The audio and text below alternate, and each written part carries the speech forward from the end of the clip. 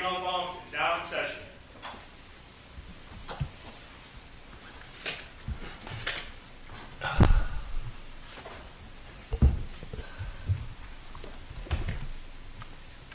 Please be seated.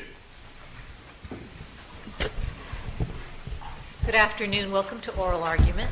The clerk may call the calendar.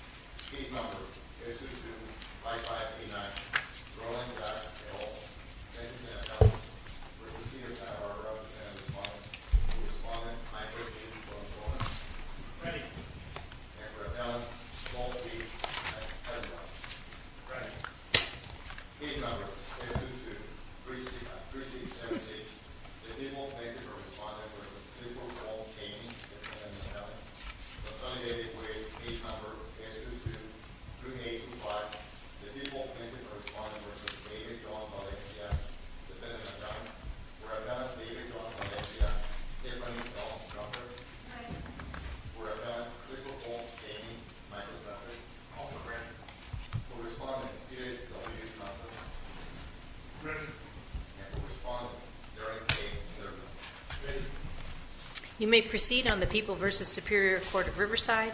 Mr. Salolbe, real party and interest.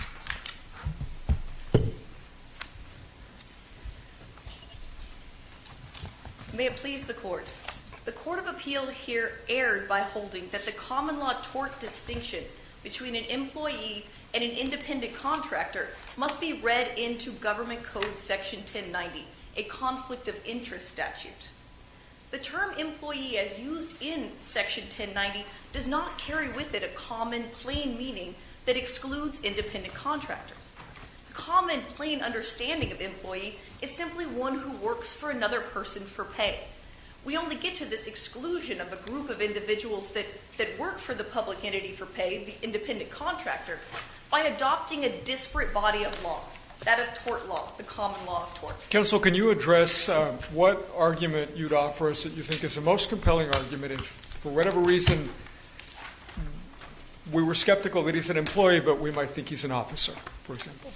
Yes, Your Honor. He could be considered an officer as well because he was the director of the surgery department.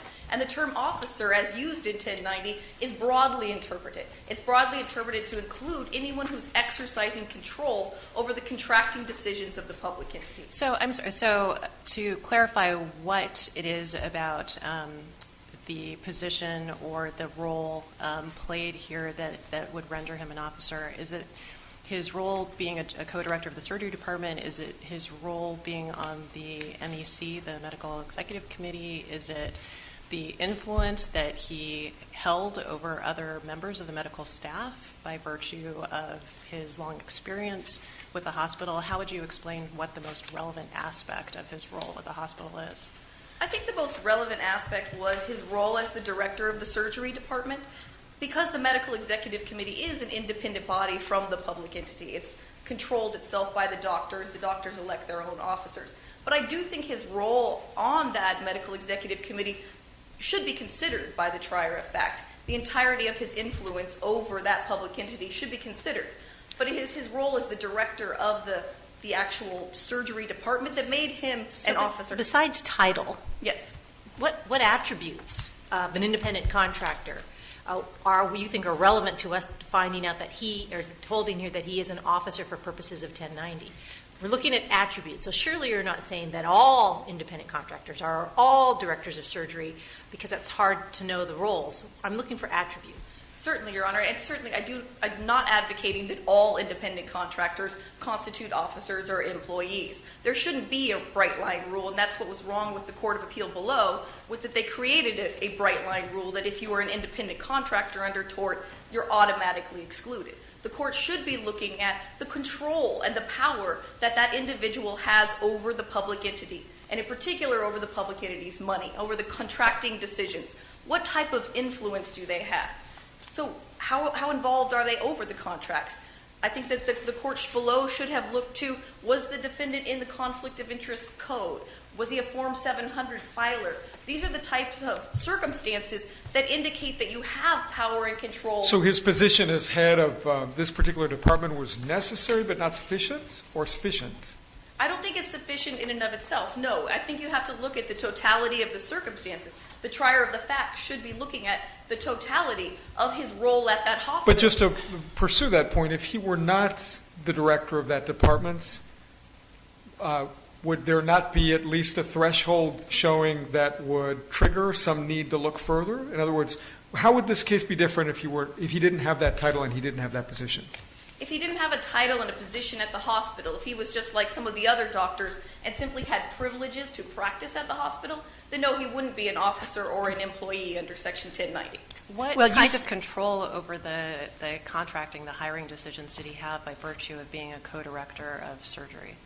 Your Honor, although his contract with the hospital didn't give him the authority to hire, that's what he did in that capacity. He went out and he recruited multiple different doctors to work within the hospital. Dr. Barth, in particular, was an anesthesiologist. He was recruited to work in the surgery department. But recruiting somebody and hiring somebody are two different things. So what control or influence did he have over the actual decision, not just to bring the person in to interview, but actually to bring them on board?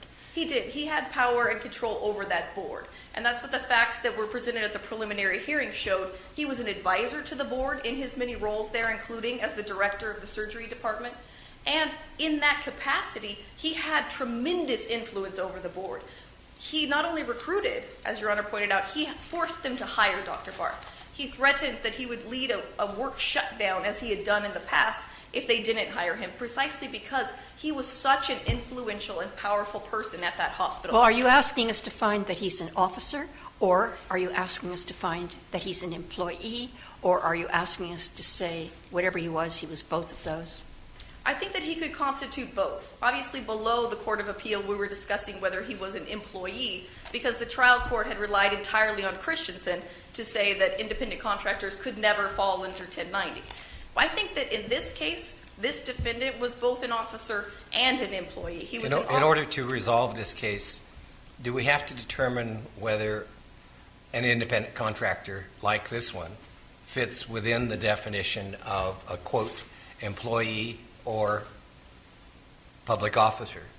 See, our problem here is that when you normally think about an employment relationship, an employee is something very different than an independent contractor.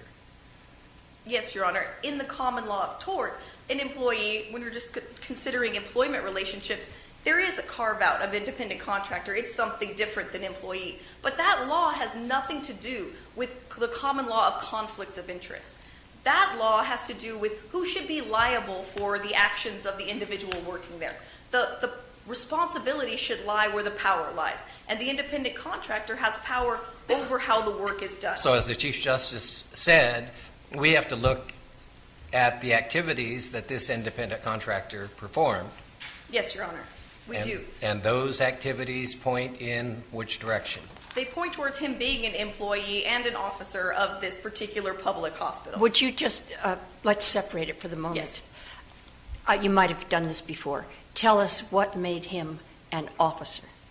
He was an officer because he was the director of the surgery department and was therefore in charge of that aspect of the hospital. He was in charge of the individuals who worked under the surgery department, and he was in that role, he was recruiting and hiring people to work within that surgery You say department. recruiting and hiring, but he couldn't hire by himself, could he?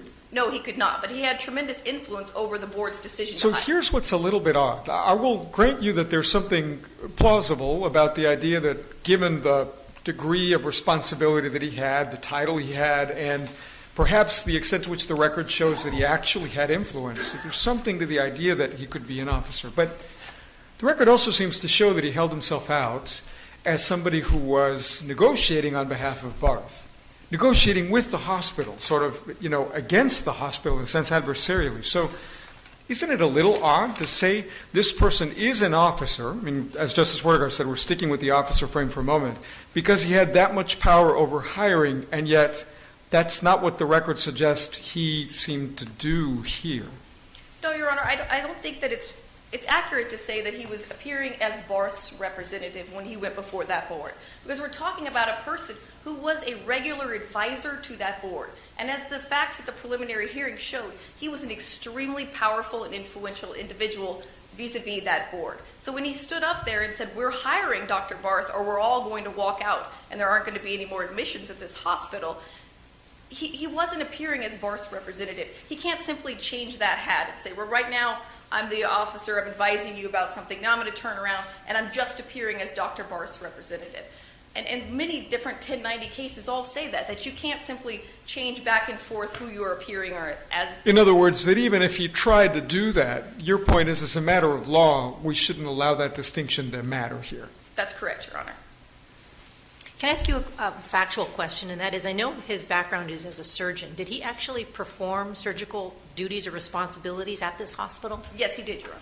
But that was a privilege. So even as a doctor performing surgery, he was not an employee. Your position is he was an employee because he was hired to serve on the MEC and also advise. But he's an officer because he was so influential. It went beyond that in terms of his influence in the hiring of physicians, which is the facts of this case. Yes, Your Honor. It is not the people's position that every doctor that has privileges at a public hospital is somehow an employee of that public hospital. That's not the way the hospitals work. But this individual went beyond that. He didn't simply see patients there. He also had a contract directly with the hospital to work there in the capacity of the director of surgery. Would this be different for you if, in fact, the board knew that this doctor was, in fact, negotiating some thousands of dollars over what they were willing to pay Dr. Barth, and that this doctor, in his capacity as his agent for this new hire, was going to pocket the money? I don't think it would be different necessarily, because in terms of 1090, it doesn't necessarily matter if you're expressly telling everyone what your interest is. It's still a 1090 violation. However, it is certainly quite probative that he lied to everyone. He never told anyone that he had this secret side agreement where he was going to get a kickback from Dr. Barth. Given that you've used the word influence and you've used the word totality of the circumstances, what guidance should we give future courts, assuming we agree with you, with respect to how they should find whether somebody has the requisite degree of influence or not? Well, as I said, I do believe it is a totality of the circumstances to look at that level of influence. It's something the trier of fact is going to have to decide. And I think that you do need to look to not only what was their actual role in the contracting decisions. Did they have voting power? Were they an influencer, an advisor of But is there I hear all that, so in your preferred test, the words totality of the circumstances would make prominent appearance. Yes. But if we wanted to do a little bit more aside from that billboard, if we imagine giving a little bit of guidance, a phrase or two, what would be the phrase that would capture your sense of how influence should be discerned? Well, I think the test that was first announced in Hanover, I think, is a good test. It talks about, in your official capacity, do you have considerable influence over the contracting decisions? And the court in both Hanover and Hub City apply that to the individuals at issue there who were independent contractors under tort law. And I think that is a test that is workable, and it's something I think that the court should use. I think there are a number of factors that you can look at to determine if someone is influential. As I mentioned, are they a Form 700 filer? Are they one of those people within the government that we've decided? You argue both employee and officer. Yes. Which is the stronger argument for you?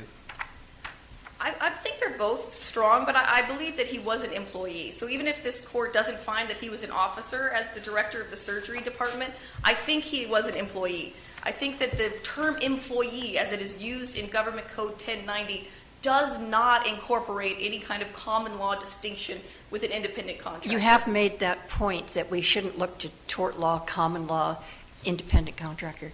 Well, then what do we look to? And to what area of the law is our look confined? I think that we should look to the history and the purpose of Government Code 1090, to its legislative history, and to the effects of the interpretation. Will it lead to absurd consequences? If you look at Schaefer and Terry, both of those courts were considering someone who wasn't an officer. That individual wasn't the city attorney of that town. Instead, he was hired on a limited basis, and it was because of the power and the control, the influence that he had over the contracts that that city was entering into, that they said, you're an officer. And the 1963 legislature adopted that interpretation. They ratified that by adding the term employee. We want this to be broadly applicable. And I think the court needs to look to the history of the common law of conflicts of interest, which has always been very broadly defined. Is every officer an employee as well, in your perspective? I believe every officer would likely be an employee. An employee is someone who works for someone else for pay. An officer is usually going to be paid. However, there might be situations where you have an officer who isn't working for the entity for pay, potentially. But usually, yes, I believe they would be two different things. So every officer potentially would be an employee, but not every employee would be an officer. Yes, I think that's generally true. I understand. I believe this court has decided a very similar issue, pretty much the same circumstances in Stiegel, and later reaffirmed that in Lexon when we were considering whether the use of the term contract mandates that you look to the common law of contracts and interpret the word within Government Code 1090 to have those same technical requirements. And this court said, no, that is not the proper way in which to interpret Government Code 1090. It isn't the ratification of the common law of contracts, so we're not going to look to contract technicalities. The same thing is presented here. Just because the word employee is used doesn't mean that we need to go to the common law of tort.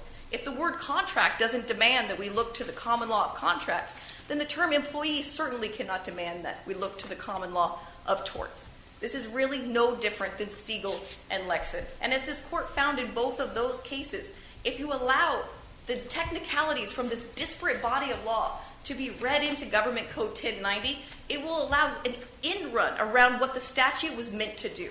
It's too easy then for someone to, as in Stiegel, resign from the city council before the contract is technically made. Or as in Christensen, simply say, well, I'm no longer an employee. I'm now an independent contractor. I no longer have sick leave benefits, but I have the same power and control over the contracting decisions of that public entity. That can't be dispositive. That would allow such an in-run around the statute. And as this court said in Stiegel, to allow that kind of in-run would be to close our eyes to the clear legislative intent. This case is no different than what was presented to this court in Stiegel. And the court should come to the same conclusion and not interpret the word employee to adopt the common law distinctions. Unless your honors have any further questions for me at this time, I will reserve my remaining time for rebuttal. Thank you, Ms. Hanks.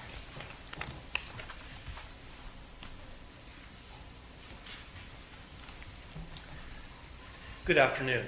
May it please the court, I'd like to begin by directly addressing your honor's questions about the officer status. It is true that 1090 applies to members, officers, and employees.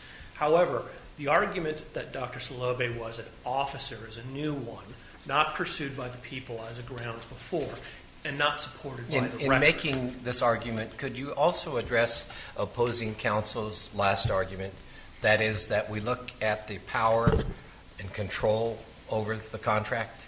I could, Your Honor. Would you like me to finish my argument about officer You can first? do both. I will do and that do it first. at whatever order you want, as long as you get the second answer in at some time. I promise I will do forget both. what the question was. I promise I will do both. With respect to the argument that Dr. Salobe was an officer based on his status as director of surgery, that's not supported by the record. The record showed this is a small rural hospital, and if you're director of surgery, you're director of 2 or 3 doctors. Who is an officer for purposes of 1090 is clearly as defined by the government entity in question. Here, the hospital district is governed by its bylaws and articles of incorporation. There's no officer position defined there that Dr. Salobe fills. The people has never argued that there was, and the CEO of the hospital, the people's own witness, said very forthrightly at the preliminary hearing in the record before your honors that he was not an officer. I want you there to a get reason back to to- Justice Chin, but before you do, is this a question of fact that was or was not tried below? It is a question of fact that was resolved without evidentiary dispute below. The only evidence as to whether or not Dr. Salobe was an officer was resolved by the sole testimony on the issue, CEO Peter Clune's testimony that he was not. And the resolution was that he was not. That was the testimony from the CEO. Now, you do have a question pending from Justice I Chin. do. Would you like me to answer Justice Well, Chin's just second? if I might just Yes. pursue this point briefly, that your argument, your response seems to assume that what the hospital defines as an officer necessarily controls who constitutes an officer for purposes of Section 1090. And I wonder what the basis is for that assumption. Well, Your Honor, there would be two bases. The first would be that the entity itself is the only natural entity to define what its officers are. The second would be under the principles of due process in a criminal context, then there has to be some sort of guiding mechanism for determining who is an officer. How could that be? I mean, if that were the case, then all organizations could just have an end run around the statute by confining their officers to certain people, but then actually, in substance, farming out their decision-making to consultants, independent contractors, anybody who they choose. Well, Your Honor, I believe the Court of Appeals indicated, there is an issue now with things being farmed out to independent contractors. However, here the record was clear. The hospital did have a chief executive officer and a chief financial officer. People explicitly designated. So I as understand that point officers. about the record, but your argument is broader than that. In response to Justice Kruger, it sounds like your argument is that if an organization said, we have no officers other than the absolute minimum we need to have for purposes of state, corporation law, and no other people or officers, that would be the last word on the question of whether anybody else was an officer. And is that your position? That, in other words, that the organization can simply, by fiat, decide who just falls out of bounds of the officer category? Unless there is some specific precedent establishing somebody that some type of set of duties makes one an officer, or unless the entity's governing documents or statutory authority show that someone is an officer, then I think for due process purposes, for criminal, then the person has to have reasonable notice of what conduct is prohibited or not, and therefore whether they fall within the statute. Let me pursue that again, because I get your due process argument. That is important. We can have a discussion about due process. But if we leave aside due process for a moment, is it your best reading of the statute that the term officer really means officer, as designated by the organization, effectively? As designated by the organization or by California law. In other words, by statutes defining the nature of positions. Well, by California law, in other words, by statutes. Just, unpack Yes. that. I mean, why not just by California law, which is why we're here? I agree, Your Honor, but theoretically the parade of horribles being suggested runs both ways. An entity could decide that someone is the CEO of sanitation, and the question is, does that suddenly, by fiat, by the entity, make them an officer under the statute? California law, statutory law, defines different positions for most public entities. Other public entities will have that in their enabling documents. So, yes, there has to be some basis, and I would suggest that the core has to be the statute or the entity's governing documents, because otherwise it's an infinitely malleable position. But to turn back to this case, the evidence was undisputed. The only evidence was the CEO saying, this man is not an officer, this man is not a director or member, and there not being any officer position defined. So, to be in the clear, governing your document. position is if the Supreme Court rules under 1090 that the definition of officer or employee is not the standard as used in Christensen, which is supported by the rationale of tort doctrine and respondeat superior, and we have a rule that says these are the attributes of officer or employee under 1090, the self-dealing conflict of interest statute, and we remand it back to the Court of Appeal, to the trial court, with this new standard. You're saying that it's not applicable and cannot be applicable to your client because the hospital defines officer differently than the California Supreme Court does? Well, I think obviously the California Supreme Court has the power to make that determination. I would respectfully disagree with it, but if that's your decision, then yes, that's the way the trial court or the Court of Appeals would have to apply it. My concern is that there are so many elements of the statute that are already, frankly, completely malleable. What is a contract? What is making? And if we also do what is an employee, what is an officer, what is official capacity, then we really do take it further and further from a statute to which anyone can reasonably conform their conduct. If everything is a multi-factor discretionary test for the finder of fact. Here we have it in a criminal context when someone's liberty is at stake and they're being asked to determine, do I have what is considered considerable influence? Or am I, according to a series of factors, what should be considered an officer? What I'm respectfully suggesting is that can't be the approach for a criminal statute, whether or not it can be for the civil attributes of 1090. Are we going to get around to control? Yes, Your Honor, I promised you, and I am coming back. And your question, I believe, was, could I address... Why doesn't that include a discussion of what is an officer? Well, you don't need to resolve control to the extent officer But is aren't they resolved. bound together? Well, my position would be they should not be bound together, and it's not the right reading of the statute because, again, that imports a series of ambiguities that doesn't let people conform their conduct. You have member, officer, employee. We know that the legislature can go broader if they want to because we see in the parallel 87-100, the Political Reform Act, they add consultant to that list.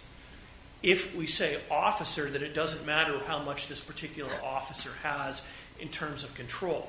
The only time we start needing to get into searching around for definitions of influence or factors for influence or control are if we start opening up those definitions past the common law definition of employee, for example, where we need to come up with standards. So, Your Honor, if officer means officer as defined by the operative statutes or by the entities governing documents, then you don't need to ask, well, is this an officer with enough or not enough influence? Instead, it's just resolved automatically by them being the officer. Not with the vast number of typical offices created by California statute. But Why isn't the control that this doctor had over these contracts enough? Because the people have conflated influence outside of official capacity with influence with official capacity.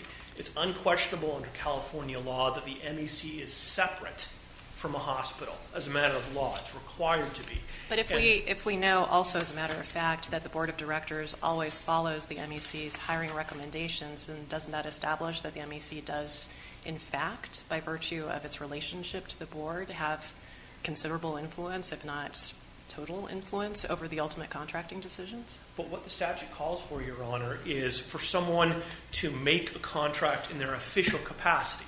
The MEC cannot be somebody's official capacity because it is not an arm of the public entity. It is by law separate. But if part of the official capacity is to make what will be mostly de facto binding recommendations on the body that does make the contracting decisions also in its official capacity, why doesn't that fall within the terms of the statute? Well, Your Honor, because someone outside of the official capacity might have influence. For instance, a spouse or a friend or a colleague. But in this case, it's not just a matter of personal relationships. It's a matter of the formal organization and the formal role that the MEC plays. Though it is an outside body, it does formally play a role by virtue of its official capacity in the decision-making process of the Board of Directors, doesn't it? I don't mean to argue with Your Honor, but I would disagree that it's doing things in its official capacity. Official capacity within 1090 refers to official government capacity. So does that mean that no advisor to the government, no matter how much power that advisor has over the ultimate decision by government officials, can ever be acting in an official capacity and so can never be bound by the ethical constraints of Section 1090? They can be bound by the ethical constraints of Section 87-100 because that explicitly contemplates consultants. However, under 1090, unless the legislature chooses to amend it, if they're not an officer, officer, member, or employee, and if they're not acting in their official capacity, then no, they cannot be. The problem with the interpretation the people urge is that it pushes official capacity to, in effect, read it out of the statute. May I ask you a question? As I understand it, your client was charged with violation of Section 1090 and with grand theft. Where does the grand theft charge stand? Your Honor, my client was convicted of the one grand theft charge in October and sentenced to a term of probation last month.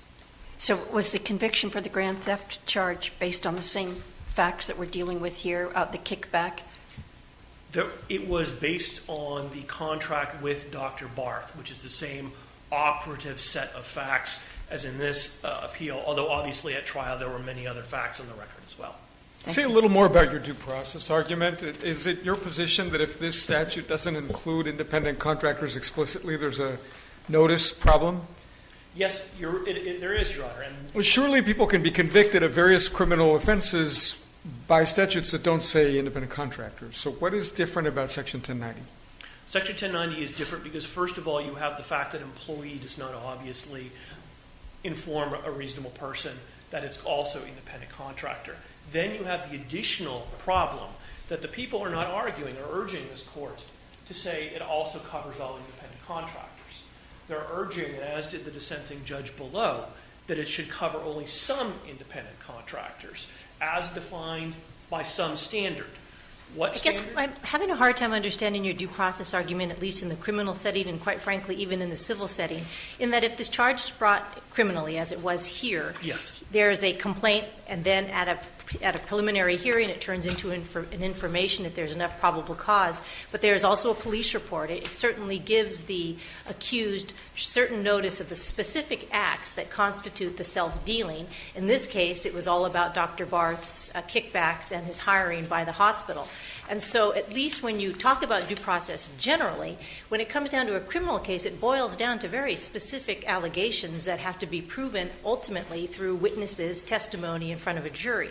So I'm not understanding it particularly in the criminal arena. In the civil arena, of course, you have many more tools at your disposal, like demur, to bring to an allegation of this nature. So what exactly is the problem with due process? Your Honor, first of all, I am not making the due process argument about civil interpretations of 1090. I don't think it fits. Second, my due process argument is based on the Supreme Court authority applying it to pre-charging situations, to the ability of the citizen to conform their conduct to the law, not to whether or not they know what they're charged with once they're charged. So in other words, I'm talking about the scenario of an independent contractor of a government agency that needs to know what they can do. And to know what they can do, they have to decide whether or not they are perhaps considerably influential, or they have to apply this standard of some independent contractors coming under the statute and some not. And I'm suggesting that that does not give sufficient notice, pre-charge notice, that charge notice of what is illegal and what isn't, for a reasonable person to understand whether their conduct is criminal or not. In your view, does the adequacy of the notice inquiry properly take into account not only the text of the statute but also judicial interpretations of the statute? I believe that the authority, Your Honor, does suggest that it can. However, here I would suggest that there has been so much dispute over it and there is so much difficulty reaching a standard that illustrates why it's not adequate notice here. In other words, this is not something where this is a question that has been answered for time immemorial. And it's a question like something like, a battery includes throwing an item at somebody and not touching the person. Everyone's known that for 200 years. This is something that is still live and very much in dispute. And even as we stand here, the people are being asked for what is the standard that could be applied. That simply cannot provide a citizen with the sort of notice that due process requires to determine, am I or am I not the type of independent contractor who is governed by this statute? Your Honor, I do not want to eat into the time of... I believe you have 4 more minutes, counsel. Thank you. Then I will briefly, if I may, I will ask Justice Chin if I have addressed the question adequately. You have. Thank you. Then I would like to turn back to one other issue of statutory interpretation, and that is the California legislature's actions in the last few years in response to cases about this. Now, as I indicated in the brief, the California legislature did act recently to broaden 1090. It did so to, in effect, overturn an unpublished decision that said that 1090 did not include aider and abettor liability.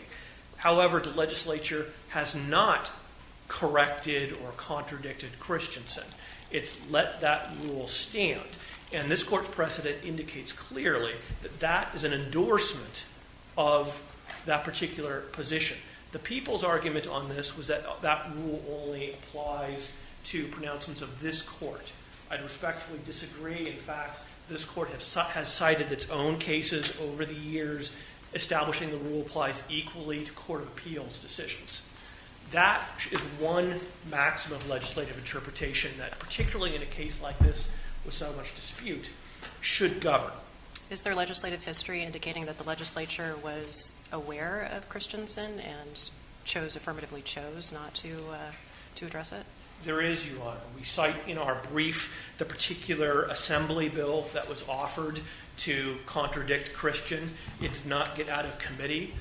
This court has previously held that refusal to pass an amendment is only of limited use in statutory interpretation, but it does distinctly answer the court's question about whether or not the legislature was aware of the situation. Clearly it was. There was a pending bill.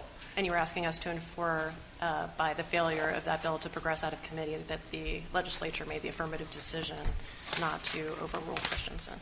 Not quite, Your Honor, because the court has indicated that that particular aspect, not passing an amendment, is not highly probative.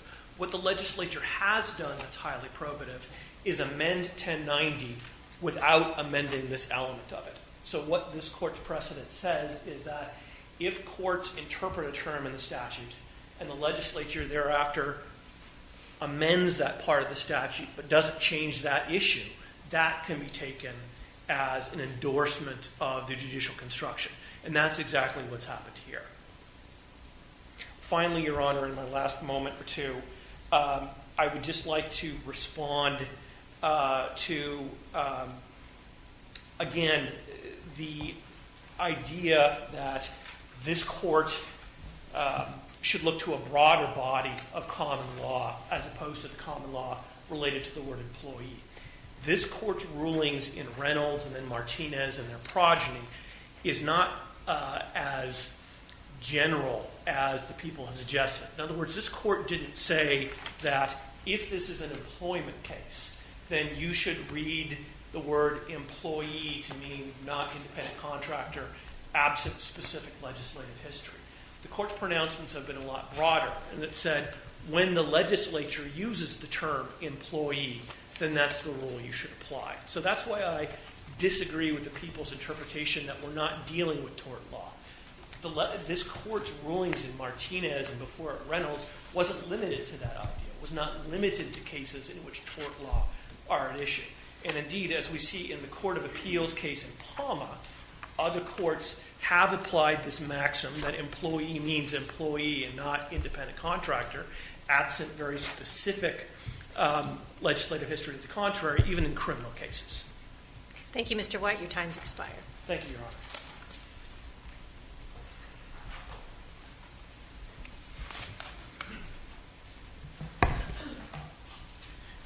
Good afternoon, Your Honors.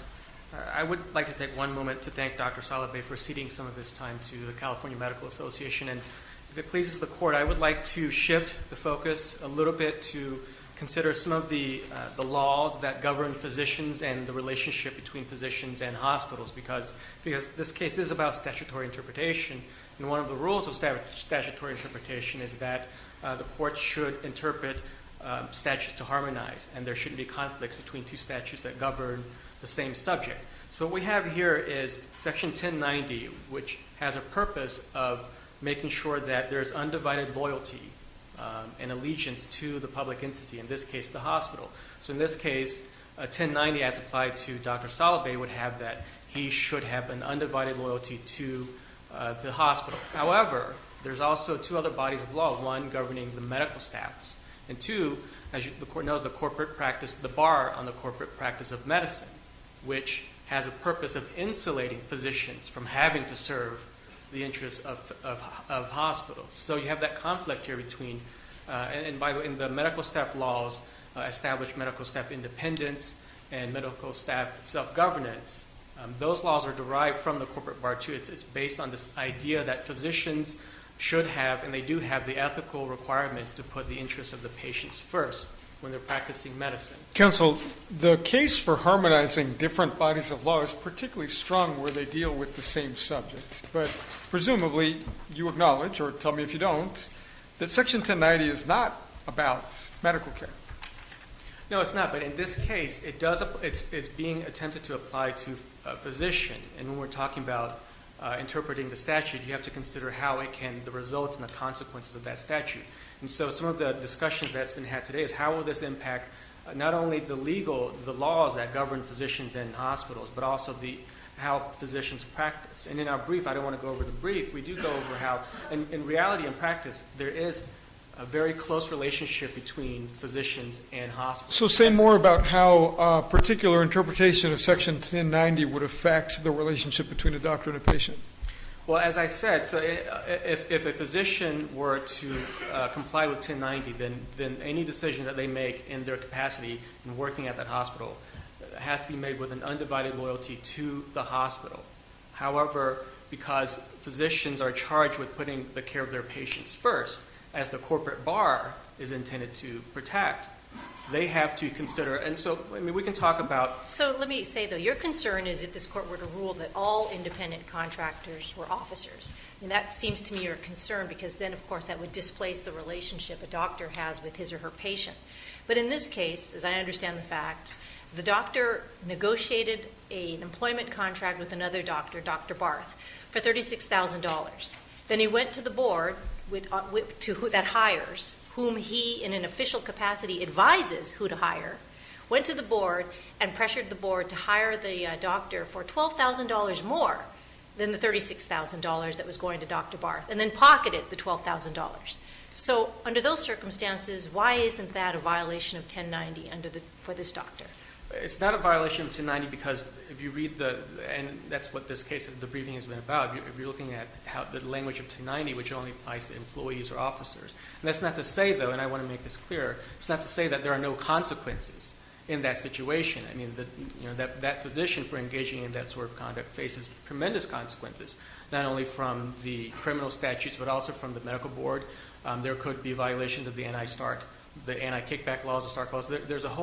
There's so many different regulators that could be involved, and there could be dire consequences for that situation. But the issue that's before the court is whether this statute, 1090, on its terms can apply in this situation. And our position is that if you do apply it to the physicians based on the facts and based on the theory that the prosecutor here has made, which is that 1090 applies because the physician is an officer or a co-director of a surgical department, or is an officer on the medical staff, or is just generally has considerable influence. And those factors alone would impact the ability of physicians to provide care in hospitals and to engage with the hospitals to make sure that the care is safe and that the highest quality. I don't mean to come back and be obtuse in any way. That's certainly not what I mean to do. But let's go back to 1090 because I understand you to be making really two arguments. There's the more general argument that if doctors have to worry about a whole retinue of statutes that don't relate to the doctor-patient relationship, it's almost distracting. That's what I sort of gather.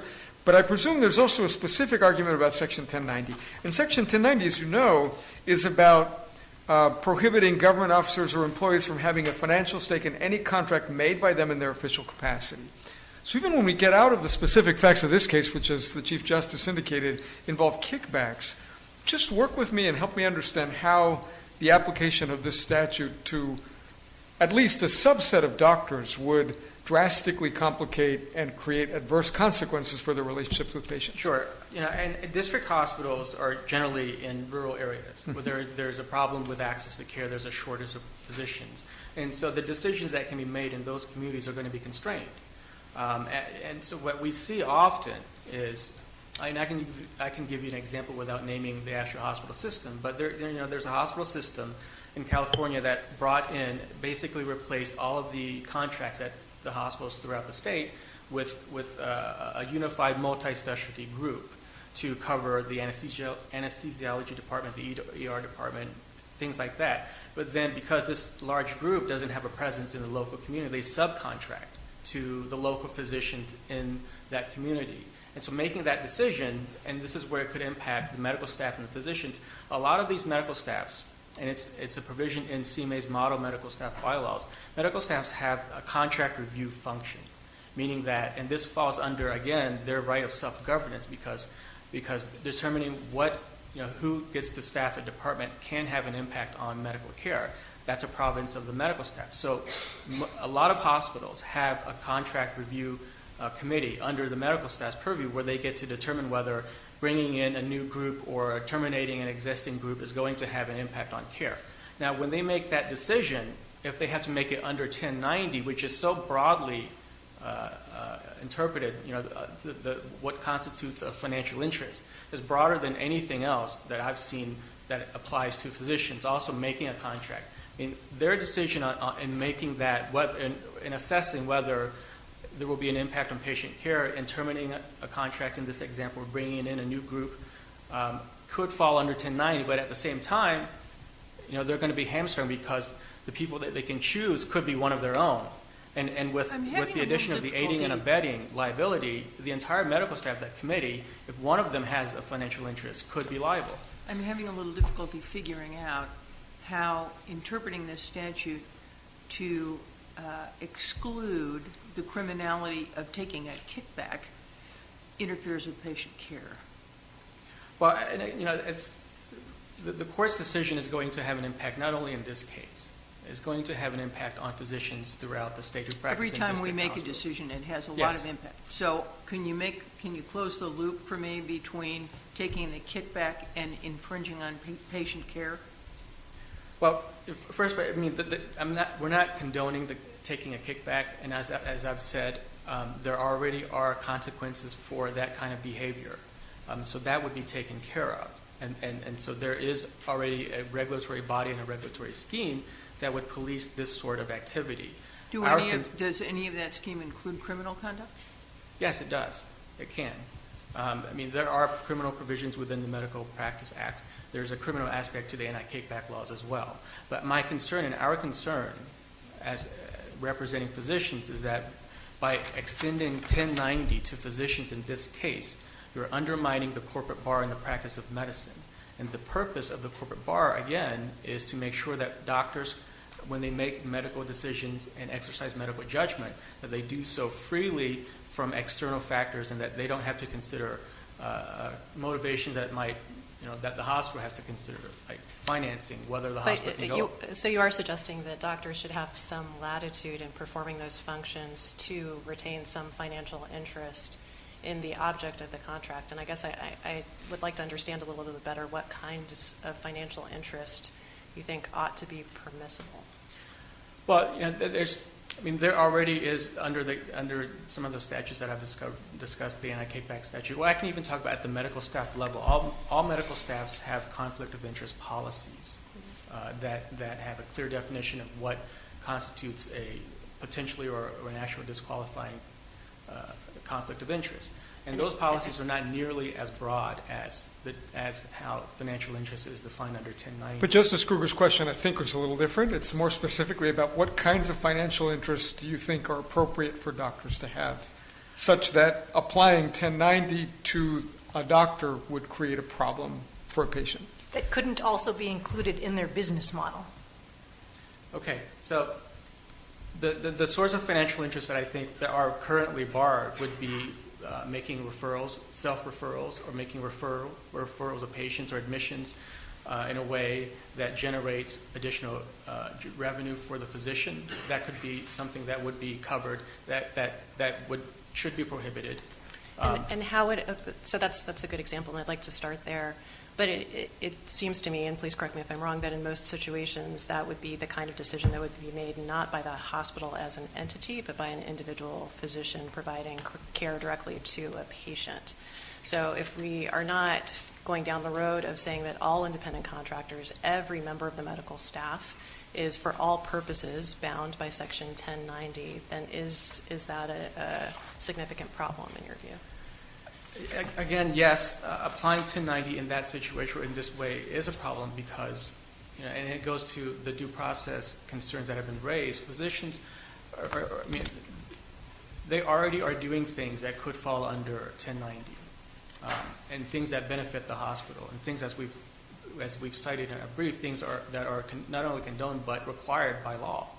But if we're focusing now, specifically on contracts that are made by the hospital, what are the kinds of financial interests that might an individual physician, member of medical staff, director of a medical department might have in those hospital contracts that you think should be permitted under the law? Well, so and let me run you through how it could work then. So let's say that, going back to our example, if the medical staff is reviewing potentially a new contract being awarded to staff the ER department, for instance, and one of the contractors that's being considered is the local medical group, the largest ER group in the community, perhaps the only ER group in the community. So it's clear then that the medical staff could make a decision that the contract should go to that ER group, but then the head of the ER group is also on the committee that's reviewing the contract. So in that situation, there's a financial problem. There's a conflict In that of interest situation, problem. what would be the difficulty with having the person who is the head of that ER group recuse from the hospital's decision about where to award the contract? Well, that's exactly how it would play out, that under the medical staff's conflict of interest policy, that particular physician, the head of the ER group, would have to announce the conflict and recuse. So what's the problem with having not only the policy apply to command that result, but also having the criminal law that's designed to prevent conflicts of interest? That's not how I understand 1090 to be applied. 1090 doesn't allow you to recuse if there's a natural conflict. You just can't engage in it altogether at all. So here, in that situation, the physician couldn't just recuse. I mean, but the mere fact that they're on the contract committee and are part of this process could be a problem for them under 1090. But then you can imagine if physicians are under this scheme where 1090 does apply to them, they're going to have to second guess themselves because they don't know whether their financial interests, even though it may not be, or even though it's addressed under the medical staff's conflict of interest policy, it may still violate 1090. And if there's this nebulous concept of having considerable influence, that's something else that physicians are going to have to consider. So they're going to start second-guessing themselves, and that's exactly the purpose of the corporate bar. Well, that's one of my concerns about your argument seems to be that the business model should drive the rule.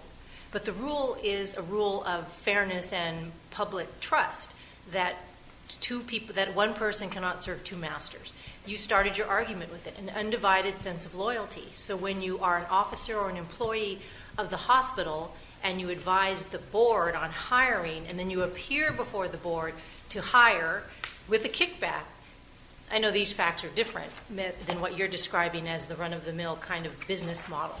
But it also seems to me that the issues you raised, knowing if the rule did apply to independent contractors with control and influence, is something that could be written into the do's and don'ts of how a doctor can or cannot participate in situations where it looks like self-dealing. Of course, if you're an independent contractor and you're an entity that provides anesthesiology services, we expect you're going to make a profit. But to the point that it is excessive or you threaten to shut down the hospital, I think there we've crossed the line. I don't think anyone would disagree with that. But I'm troubled by the business model of doctors driving this rule. Well, and again, we're just talking about Section 1090. And so I know I'm starting to belabor the point, but our concern is that 1090 cannot be applied to physicians. And I do want to just raise a factual consideration. It's great that you say that 1090 can't be applied to physicians. I'm still trying to close the loop as to why, and it's beginning to sound like because the business model makes that difficult. It strikes me that that's not the world's best way to evaluate the statute. Well, I mean, I do want to raise this one fact that for the court to consider. We're talking about healthcare district hospitals, which are subject to the corporate bar. There are, and also because they're public entities, do fall under 1090. Most hospitals in the states do not fall under 1090 because they're not public entities. The ones that do fall under county hospitals, public health systems, those hospitals can employ physicians, and so at those hospitals, county hospitals, those physicians are subject to the corporate bar. Now, the legislature makes this sort of decision about which hospitals can employ physicians and which cannot. When it makes that decision, it's considering the impact on the corporate bar and the policies that are served by the corporate bar. So when it makes that decision, and having the word employee in 1090, there has to be that balance made. And so there may be situations where where the Chief Justice, where the hypothetical there may violate 1090, and we would have a concern about those factual situations, but that's the way that the statute currently is read. Thank you, Mr. Doe. Thank you.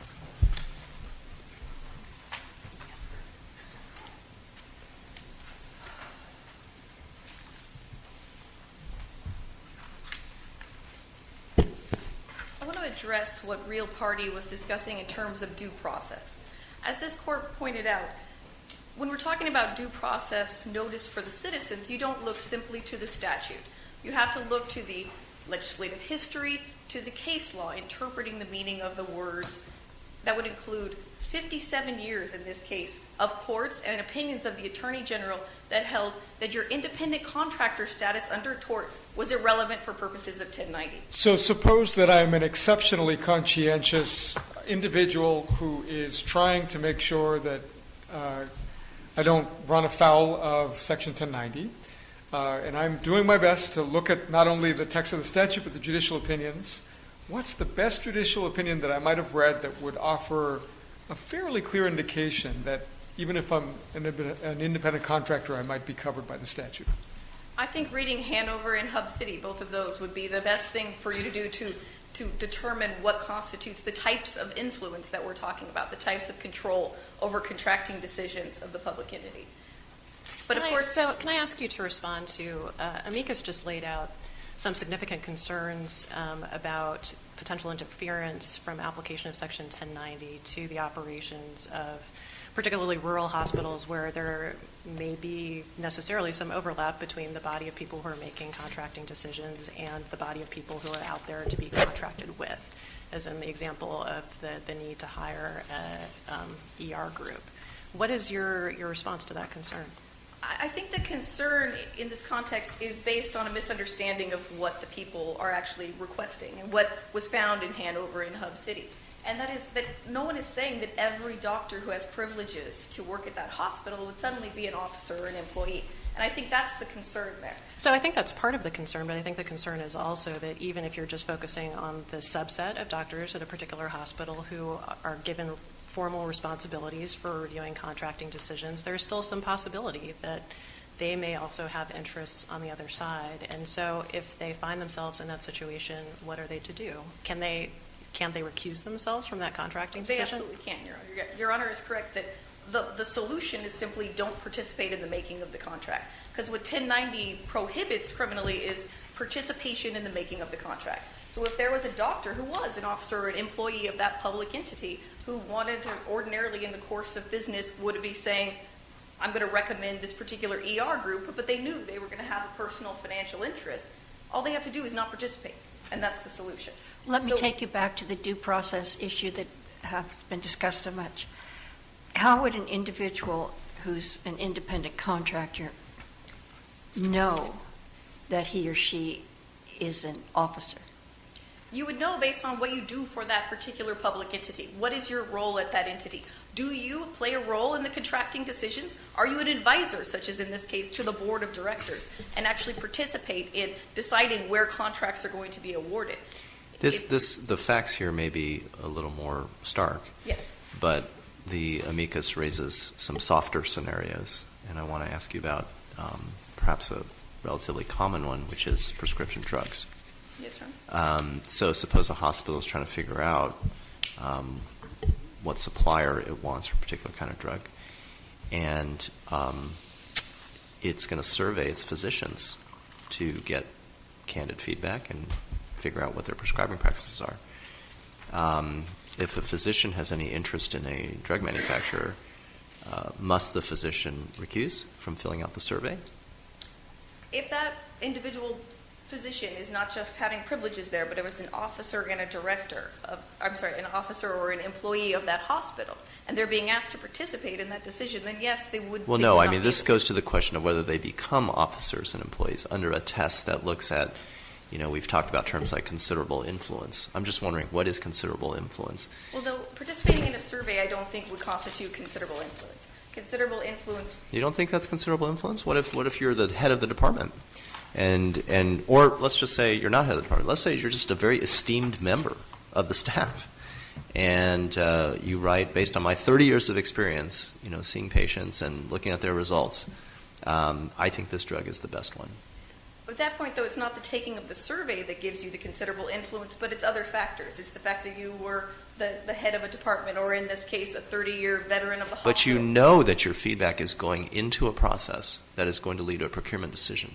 Yes, Your Honor. And if you are separate from that survey, though, if you are an officer or a director, because you have considerable influence over the contracting decisions of the public entity, then you shouldn't take that survey. But I don't think the survey alone makes you an officer or a director. Returning to the due process argument that Real Party made, he discusses Christensen as if the rule announced there was constant dispute and confusion over what constituted an employee, and that's just not accurate. Christensen was the aberrant decision here in 2013. It was the single decision that came forward and disagreed with the 57 years of law that preceded it. Well, what about the legislative history where we're told that the legislature was aware of Christensen, and while it amended the statute and that provision, in other regards, left that alone? That really says a lot, does it not? It doesn't say anything, Your Honor, and here's why. Assembly Bill 1059, which is what the Real Party is referring to as a response to Christensen, was not a response to Christensen. It was proposed in February of 2013. And of course, Christensen was not actually published until May of 2013. This was a bill that really went absolutely nowhere. It was referred to a committee, but it was never ever heard in the committee. The first hearing was canceled at the request of the author in April of 2013, still before the Christensen decision. So it's far more likely when you're looking at Assembly Bill 1059 that this was simply that never went anywhere because it wasn't needed. And then when you look to Senate Bill 952 that was passed in 2014, there they weren't considering employees or officers or the meaning of that term. They were simply adding aider and abettor liability. And you cannot read into the fact that they didn't change the term employee when they adopted that Senate bill, because what was before the legislature in 2014 was a split of authority. You had Christensen, this aberrant decision from 2013 that said the rule was different in the criminal context, and then you had 57 years that preceded that, where you had numerous courts and opinions from the Attorney General all finding that the independent contractor status was irrelevant, that it was about your control over the contracting decisions of the public entity. So how can the legislature's failure to change the word employee in 2014 be an adoption of anything? It can't be an adoption of the Christensen decision when you have two different lines of authority. And the cases that were relied upon by Real Party are situations where there was a clear rule from the court. In fact, in Marina Point, which is discussed by Real Party, it was a rule from this court, the final decision on what the statute meant. So it's simply that rule is not applicable here when you're talking about Senate Bill 952. Finally, I'm sorry, Your Honor. No. Oh, I thought you were saying something. Finally, what amicus curiae is asking for here, I believe it's what he stated. 1090 cannot be applied to physicians. That's the rule that the amicus is requesting here. And that simply isn't reasonable. We cannot say that any one particular profession is simply immune from the Government Code 1090 provisions. Simply because there are a number of regulations that apply to doctors and ethical requirements that apply to doctors doesn't mean that suddenly they don't have to apply by the Government Code. Lawyers is the same situation. There's a number of ethical requirements, ethical responsibilities to your client, regulations outside of the normal penal statutes that apply to lawyers, and yet court after court, including this court, has determined that if you work for a public entity, the attorney is also compelled to comply by Government Code 1090. Doctors can't have a special rule that only applies to them. When they decide to work for the public entity, they have to follow the public entity's rules. Now, unless Your Honors have any further questions for me, I will submit. Thank you, Ms. Hanks. All counsel, matter submitted. Thank you.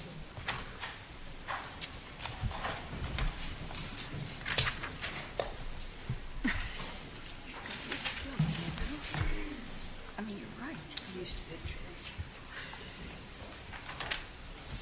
And all three of them.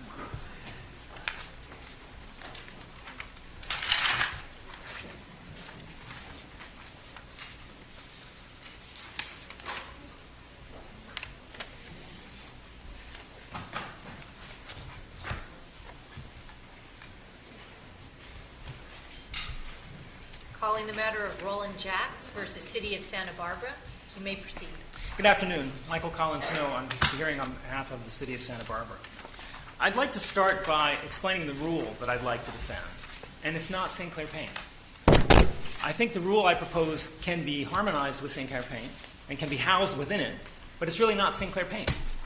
St. Clair Paint doesn't cite a franchise fee case, and the cases it cites themselves don't cite a franchise fee case.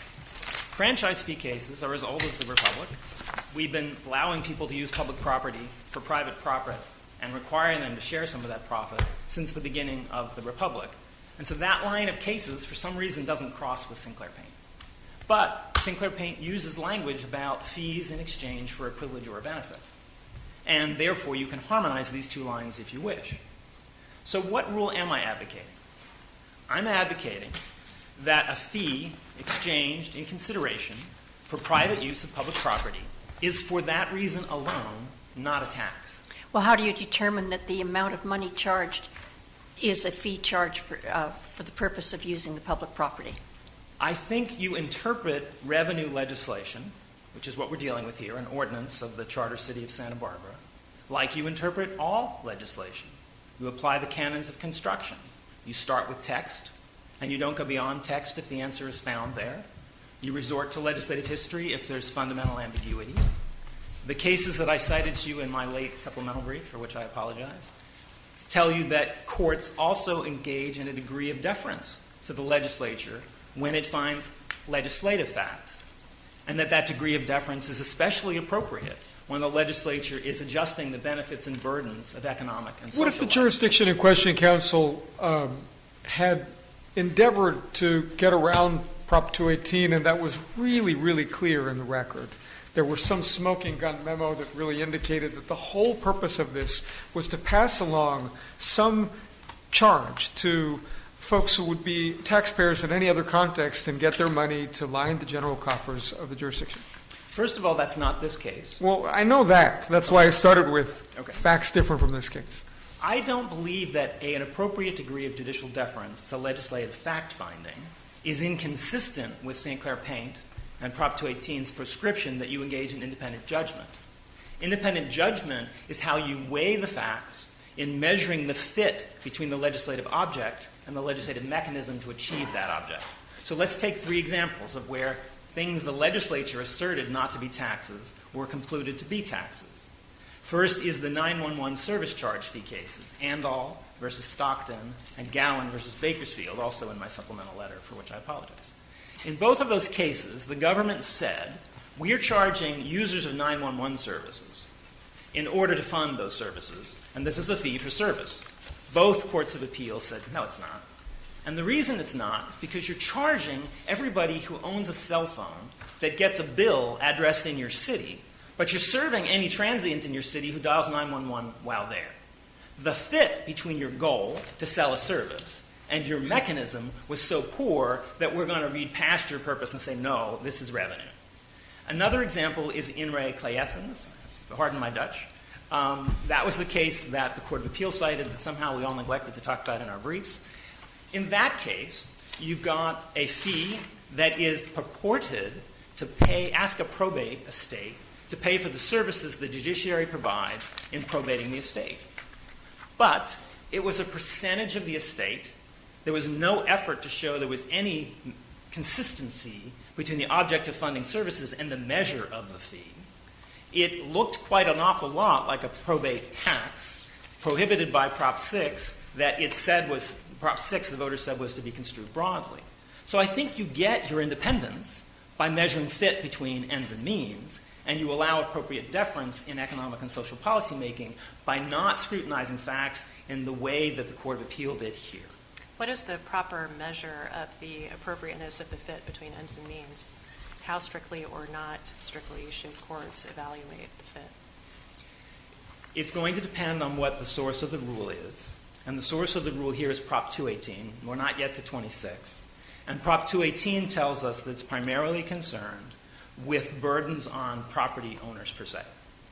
It restates rules in Article 13C that voters must approve taxes, but does not make any effort to change the definition of tax. And therefore, the approach that you must take, I believe, is the approach from the common law that predates Prop 218, which is what the 218 authorities have done. Sinclair Paint itself relied on earlier cases, and the courts that have used Sinclair Paint as a frame to answer what's a tax under 218 have used the cases it cited. One way to think about this problem is that you cannot state a grand unified theory of what's a tax in California law prior to Prop 26. All of your decisions have been modest in their ambition, tightly tied to the authority that you're applying, and conscious of the fact that the boundaries around the categories you're dealing with have not historically been well defined. Prop 26, I believe, ends that. It does give us a grand unified theory of what's a tax. Everything is, unless you can find an exception. Well, I agree with you about Prop 26, and unfortunately it doesn't apply here in the sense of this 1999 agreement. But when you talk about Sinclair and you talk about the fees, all of those fees had in common some reasonable relationship to the benefit or service conferred. And taking that thought in mind, knowing that since 1978, courts and plaintiffs have been suspicious about fees masquerading as taxes. And so what we've seen also in the jurisprudence since 1978 in Sinclair Paint is that the fee has to be reasonably related to the value of the service or benefit conferred. And so in this case, do we know that? These are stipulated facts.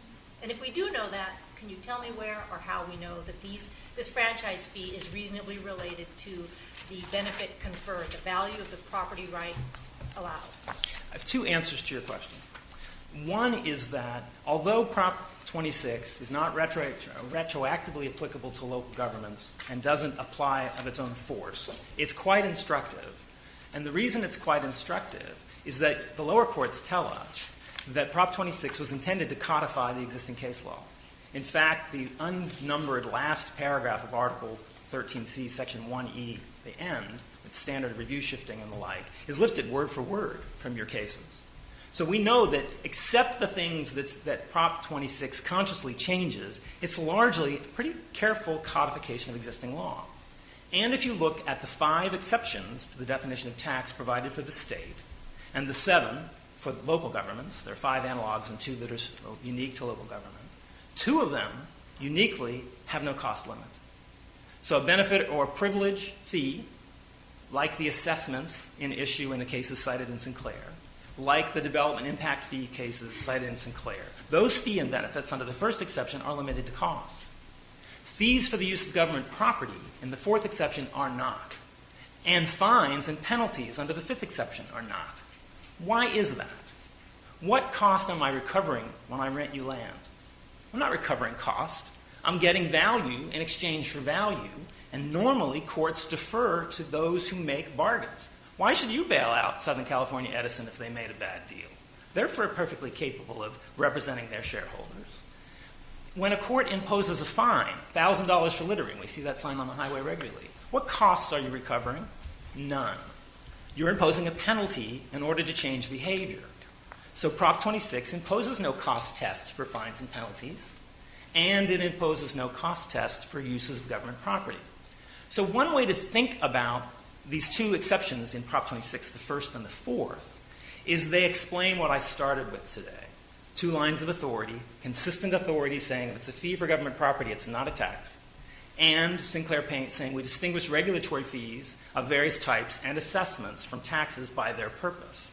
They took those 2 lines of authority because one is cost limited and one is not, and put them in separate paragraphs of 26. But if you have a situation in which the fee is being imposed for the use of government property that is not equally available to multiple prospective contractees, but is really only available for use by a single, say, utility entity. Doesn't that create a substantial risk of essentially imposing taxes in the guise of fees for use of government property? It puts you in the circumstances that judges commonly are, which is that you are not well positioned to second-guess the economic decisions made by other branches of government. And so we don't rely on you for this, quite frankly. This is not your core competence, we don't think. Are you sure?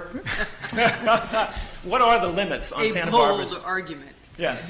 What are the limits of Santa Barbara's ability to monetize its rights of way? First of all, SCE has considerable power of its own. Secondly, the PUC has a role. Thirdly, Santa Barbara's charter, like most charters, requires franchises to be granted by ordinance intended to trigger the referendum power. Prop 218 establishes the initiative power with a very low signature requirement. And the city council, which makes these laws, is responsive to the electorate. So suppose that I accept that for the sake of argument. Go back to your notion of matching ends and means and just work through how that applies in this case again.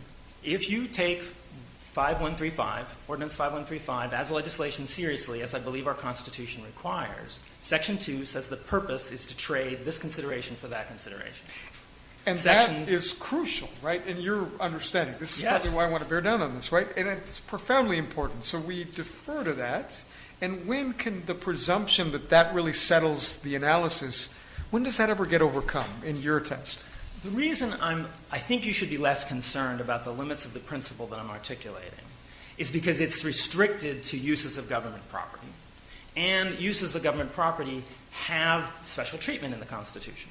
So Santa Barbara's charter city power that constrains the power of the PUC comes from two provisions of our Constitution which you are obliged to harmonize with both Prop 218 and, when you get to it, Prop 26. Article 11, Section 9b gives all cities the power to regulate utility uses in their community, except as fenced in by the PUC power.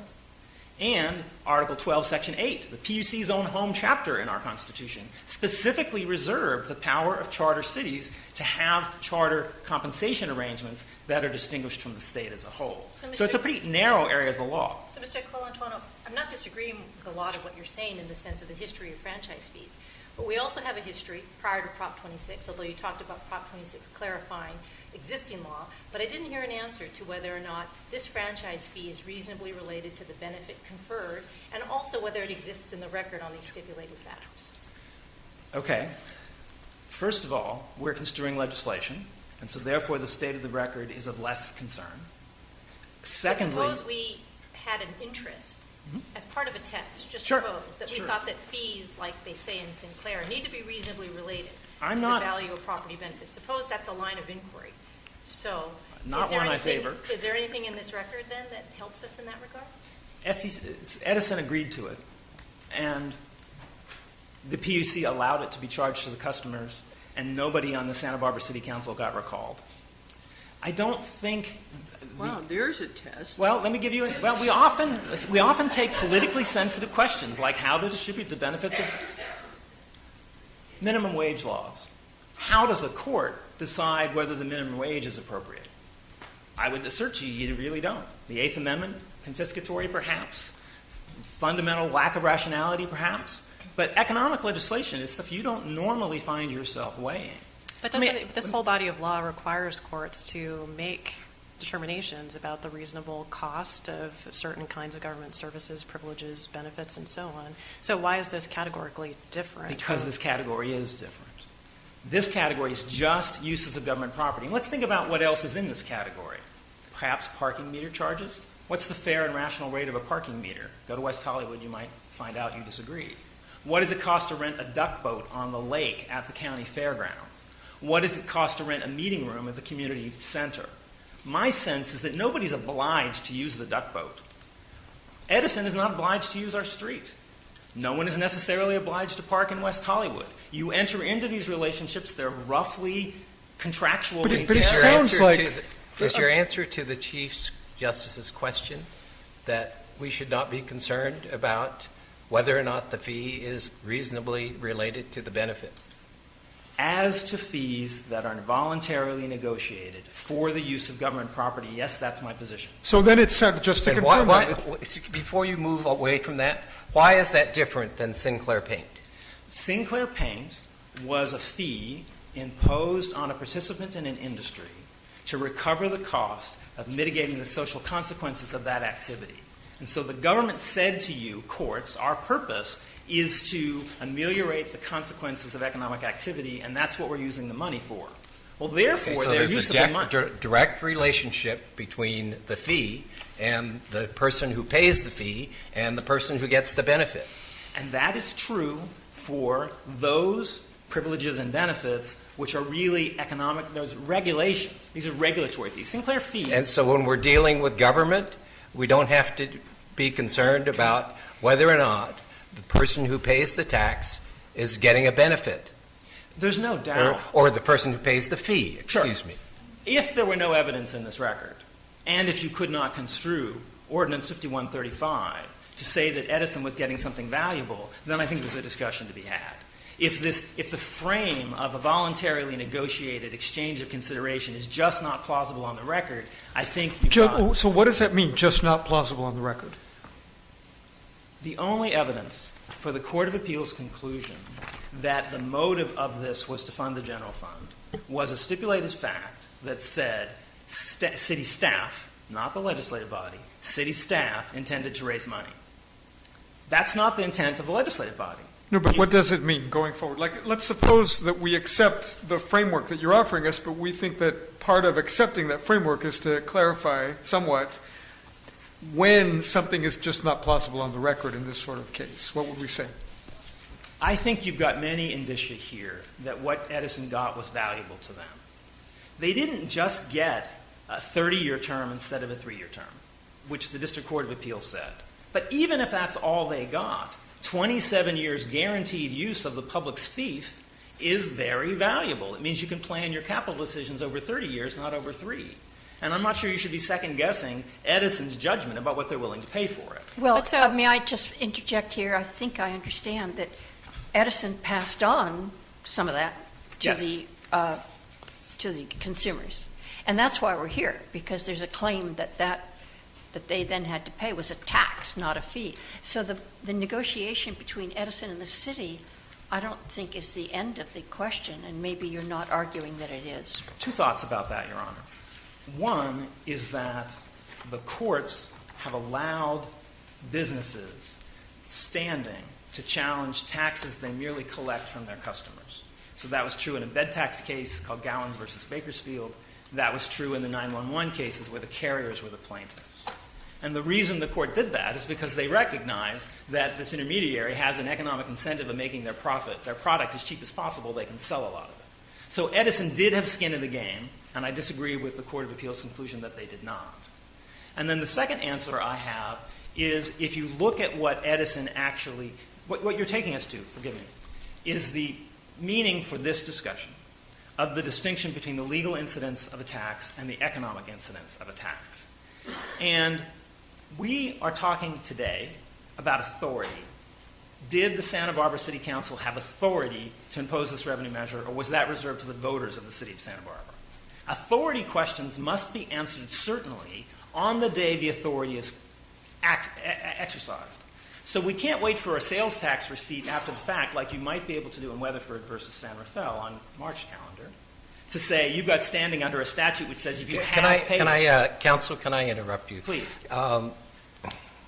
The citizens of Santa Barbara already pay a use tax of 6%. Yes. Why isn't this additional 1% a use tax?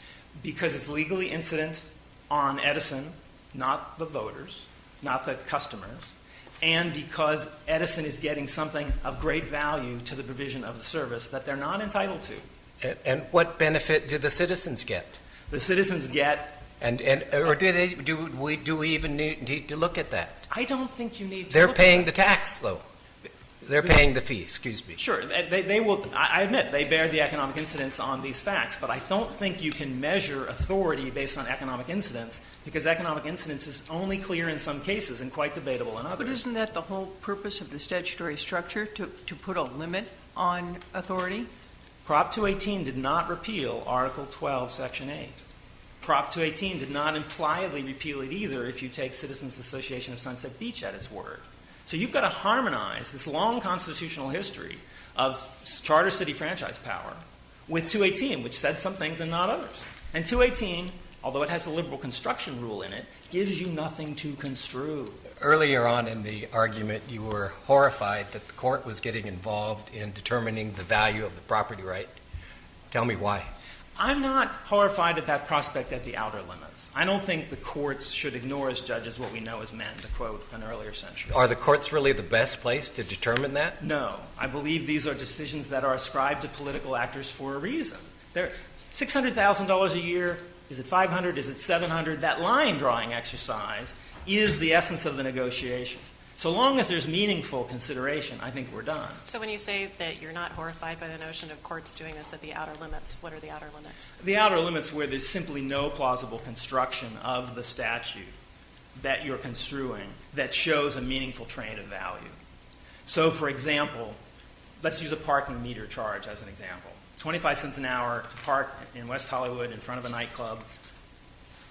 They're getting something. They're getting a license to use that, exclusively use that real estate for a period of time. Well, let's assume the city of West Hollywood says any car that we picked up with an automatic license plate reader, to cite one of your other pending cases, that happened to be in town in March owes us $50 because we assume they might have parked. Absurd hypothetical. But the point I'm telling you is that it just defies logic and reason, and it exceeds the comedy that you owe the legislative branches to take it seriously. There's an outer boundary to this. But what you're saying is that there is no dollar figure standing alone that can cross the line from permissible range of fixing a value to impermissible tax. I think you get to independently judge the fit between the ends and the means. And if the ends and the means don't fit in a plausible way, you've got a job to do. There's a lot in your argument that is being done by that word plausible. I mean, in a way, that's your very argument to us, but I'm just projecting it back to you, that at some level, what one version of this case is really about is the nature of how one goes about determining plausibility. I think you and I would agree on that. Yes, and one of my biggest concerns with the Court of Appeals opinion is the violence I saw them doing to the usual canons of judicial construction. Let me turn us to the three bases that the Court of Appeal uses to distinguish the first 1%, which everybody concedes is a proper use of the franchise authority, with the second 1%, which we've been calling in our briefing the 1% surcharge. They said the right-of-way entitlement to Edison was contingent on the initial fee, but not the 1%. With respect, that's just not a fair reading of the franchise. The franchise says, in Section 3, give us 2% or we can revoke. Section 14 of the franchise says the same thing. They are at risk for losing the franchise if they don't deliver 2%. If they're unable to deliver the 2%, I presume that there would be a new negotiation. But on the face of this legislation, the text says you get the whole 30 years and we get 2% and that's the deal. The second factor that the Court of Appeal used to distinguish the franchise fees nobody's questioning from this charter city's authority to get more is that Edison was not required to recoup the initial fee in any particular way, but must collect the second 1% from customers. First of all, we should observe that Edison collects both from customers. Under the PUC's decision, the first 1% is collected across Edison's entire rate base, from Los Angeles to Ventura to the further north, all of it. But the second 1%, the PUC decided for its reasons, an agency which lacks power to regulate a charter city's taxing authority and disclaimed any intent to do so. It just said, if you are out of the norm, as all charter cities will be, there's only 110 of them, there's 58 counties, 380 general law cities. So the average franchise fee is always going to be 1% until charter cities become more numerous. So it's just not appropriate to say these both aren't collected. They both are. And you should note that the parties stipulated to the drafting history here. Edison made this proposal, and the language that was adopted quotes the PUC decision, not with quotes around it, but they're lifting language from it. And I think you can deduce from two things. Edison made the proposal, and Santa Barbara has no constitutional authority to regulate the relationship between Edison and their customers. That is reserved to the PUC. Reserved to Santa Barbara is the right to negotiate with Edison to allow it use of its streets. So what do you do with that? I think what you do with that is you read this language. And wasn't part of the agreement that if the PUC did not approve this, they can't do it? And we have the right to terminate the franchise in that moment. So I think that language in 5135 is a conditioned precedent to the obligation to start paying. It is not actually a requirement that you collect it from customers because we don't have the power. The PUC has that power, and the PUC exercised that power. And is it also part of the agreement that if the customer doesn't pay it, isn't that part of the agreement? No, that's typical of a utility user's tax, and I think you're remembering something in the amicus brief, Your Honor. So what's reserved to us? I was interested in something's reserved to the PUC, something's reserved to somebody else.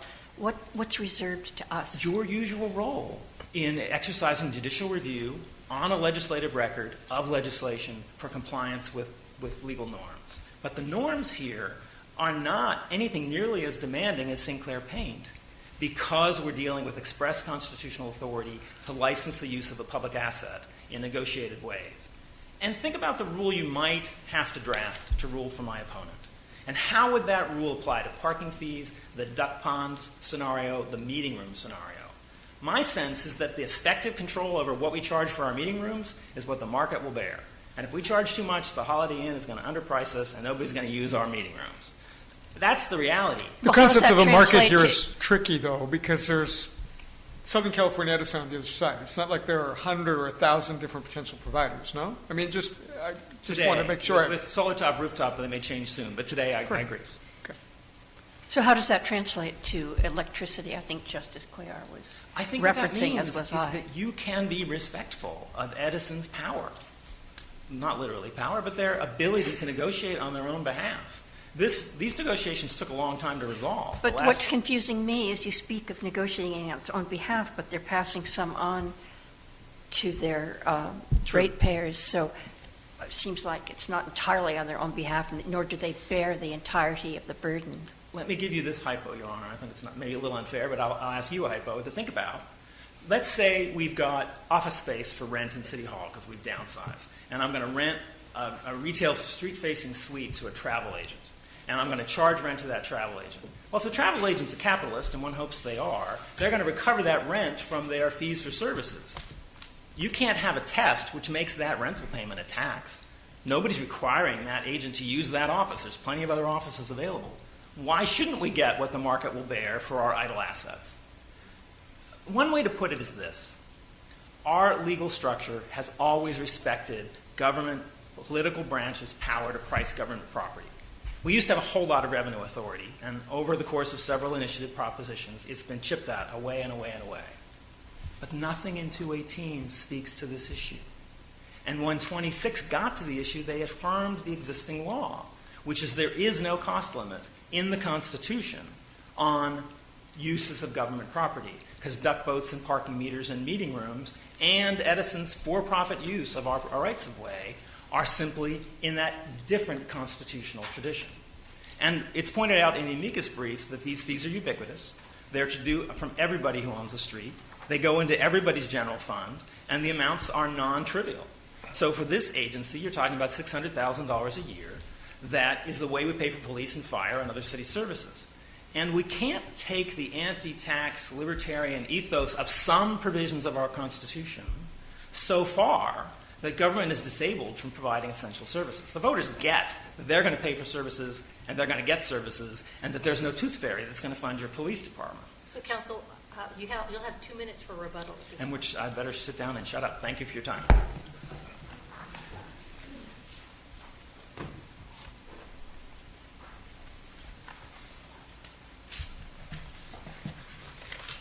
Good afternoon. If it please the court, my name is Paul Heidenreich, and I'm here representing the plaintiffs in this action. Propositions 13, 62, 218, and 26 were enacted by the citizens of the state of California. They were enacted to expressly limit the taxing powers of local governmental entities. My clients are here on a Proposition 218 case. I do not represent Southern California Edison. The fees paid by Southern California Edison are not at issue in this case. My clients exist, and they have had financial burdens imposed upon them. What I propose is a four-part rule for the application of Proposition 218 and presumably Proposition 26. Step 1, identify the payer of the fee or tax or surcharge, whatever it is. Who pays? The stipulated facts, 9, 13, 16, and 17 of the second set of stipulations provide those are paid by my clients and the utility users. Southern California Edison is not paying those. If you look at it from the perspective of who is paying, from there you can look at the state policies and the state laws that are in place to protect the payers of the charge. The trial court in this case, and the arguments presented by the city of Santa Barbara throughout, have focused entirely upon an entity that is not a party to the case. Southern California Edison is not here before this court. Well, wait a minute, if I might.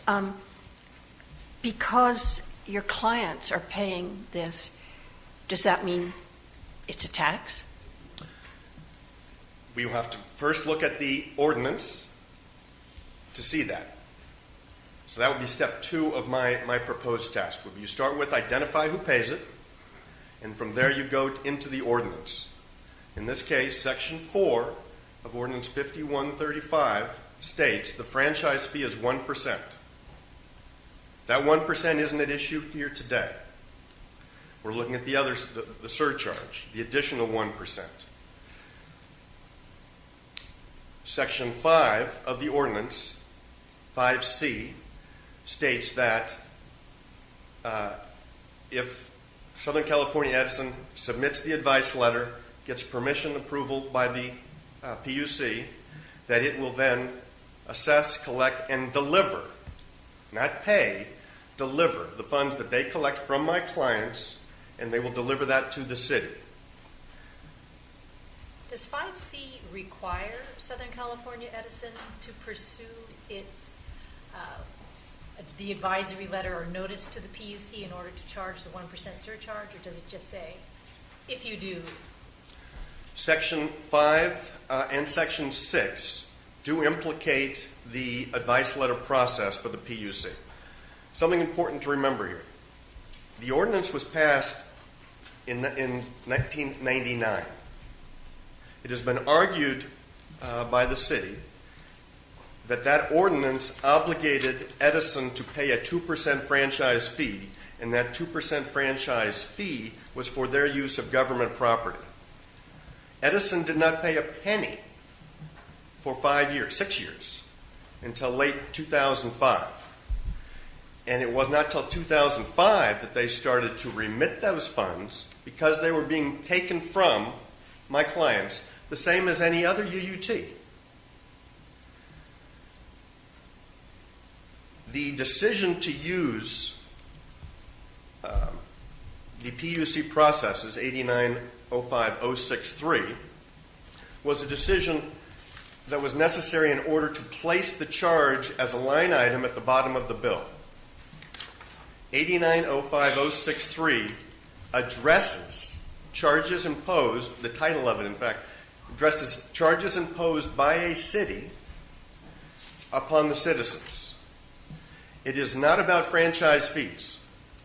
It was a permission to impose the charges, or to include as a line item on the charges, the 1% surcharge. Excuse me.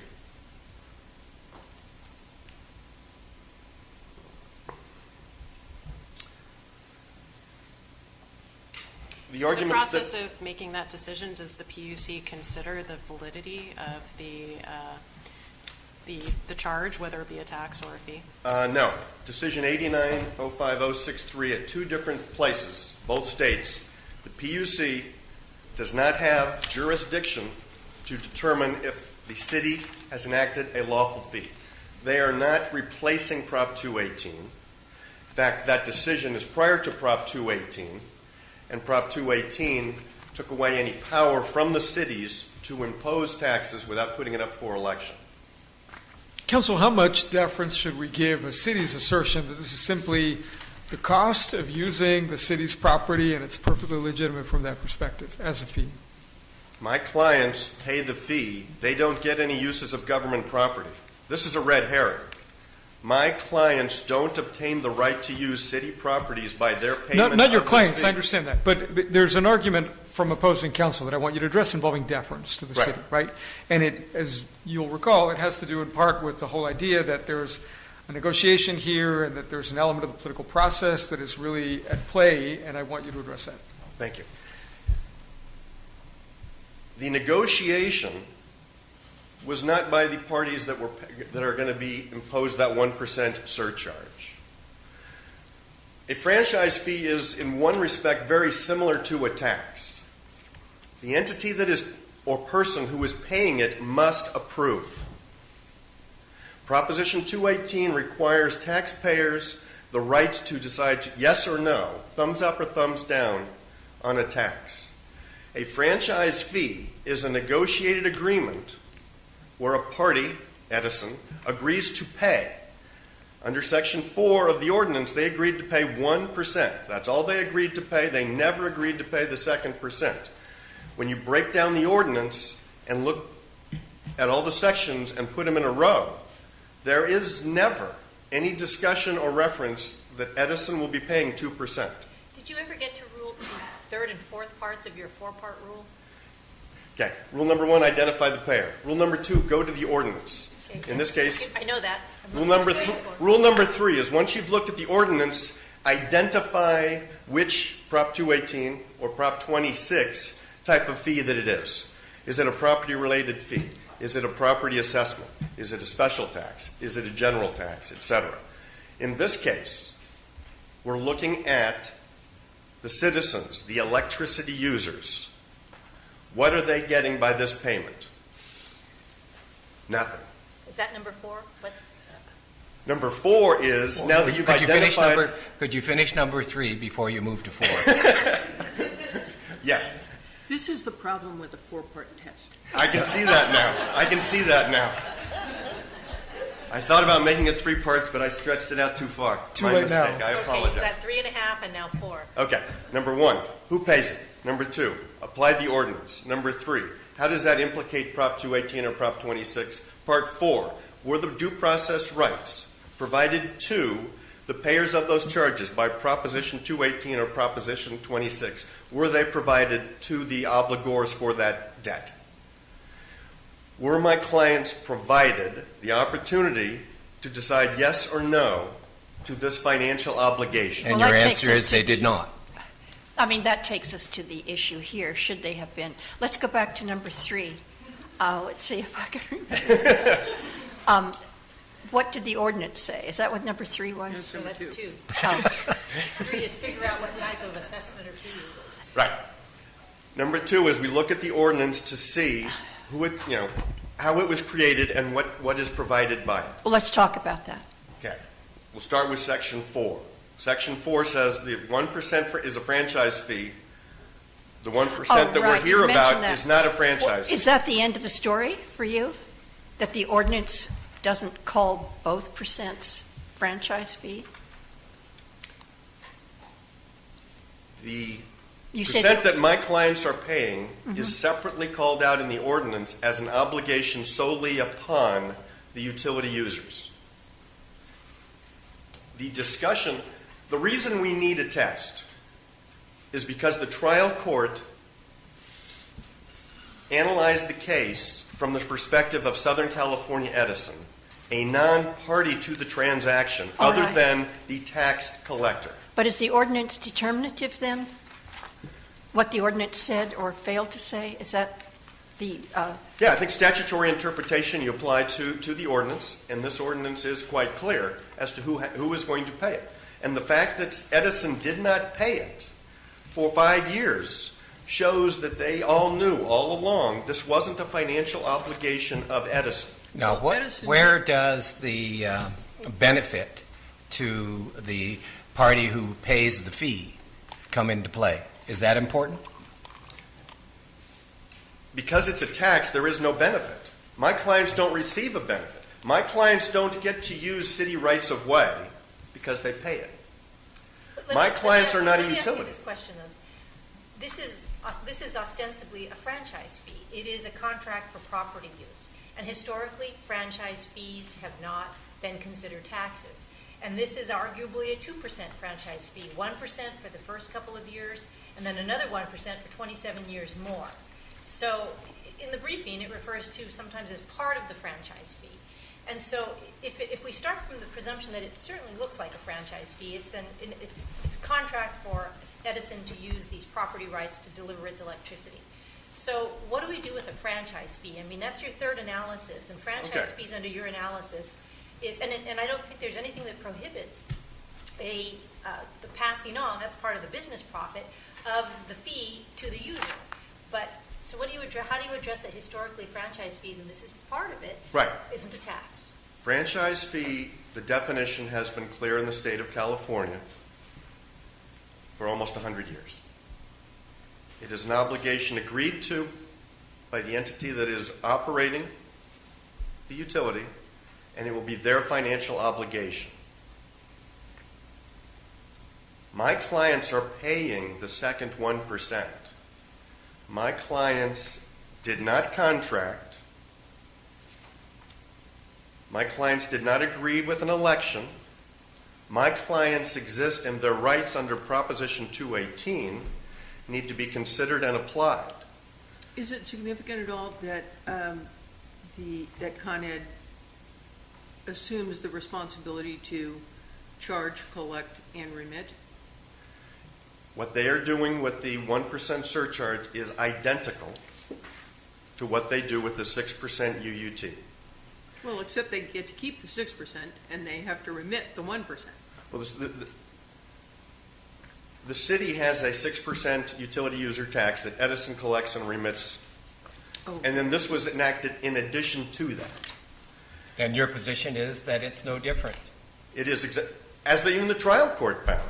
The trial court stated, from the perspective of the payer, this is the same as a UUT. That's why my test starts with who pays it, because that's what gives perspective on how you analyze the case. My clients are paying a charge. Someone is reaching into their pocket and taking their money. And that someone is the city of Santa Barbara, and they did it by enacting Ordinance 5135. The money is not being taken by Edison. Edison didn't enact 5135. They are agreeing to go through processes in order to provide those funds to the city. And how is this different from Sinclair Paint? Sinclair Paint looks at the benefit.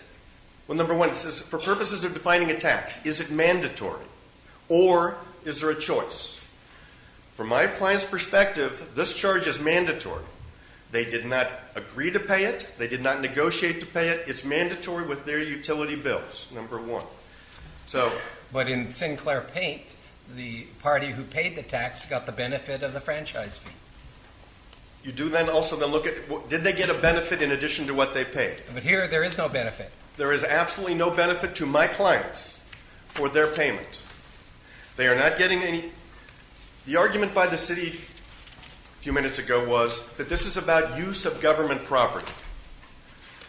The payer of these surcharges is not getting the use of government property. But so imagine that, set aside the text of the ordinance for a moment, and imagine that this really were a negotiated agreement between Southern California Edison and the city of Santa Barbara about how much Edison is going to pay for the use of Santa Barbara's rights of way.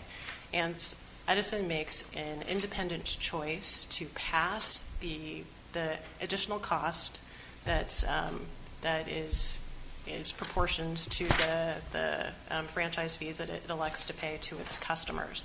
The customers are still getting, they're getting the utility services they were already getting. They're not getting any incremental benefit because of the additional franchise fees that Edison chooses to pay. Is that the same scenario in your view, or does the text of the ordinance make a difference, and if so, why? The importance and the difference here is how the charges would be imposed upon my clients. What are their due process rights with regard to those fees? If it is an obligation imposed upon Edison and they want to pass it along, they have to go through Public Utility Code, Section 451, et cetera, processes in order to increase their rates and to have those financial obligations become part of their rates. They did not do that. Southern California Edison, by not trying to put them into the rates and instead just putting a line item for the city on the bill, has acknowledged that they didn't have that obligation.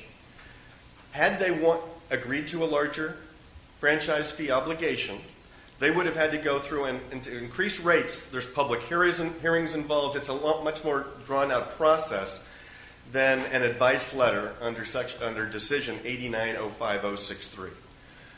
In either case, the utility users have due process rights that are expressly set forth in either the code or the Constitution.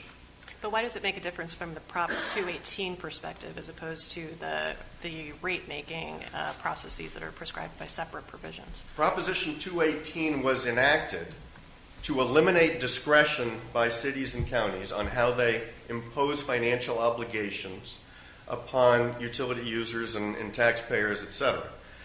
And it created the express rights of the citizens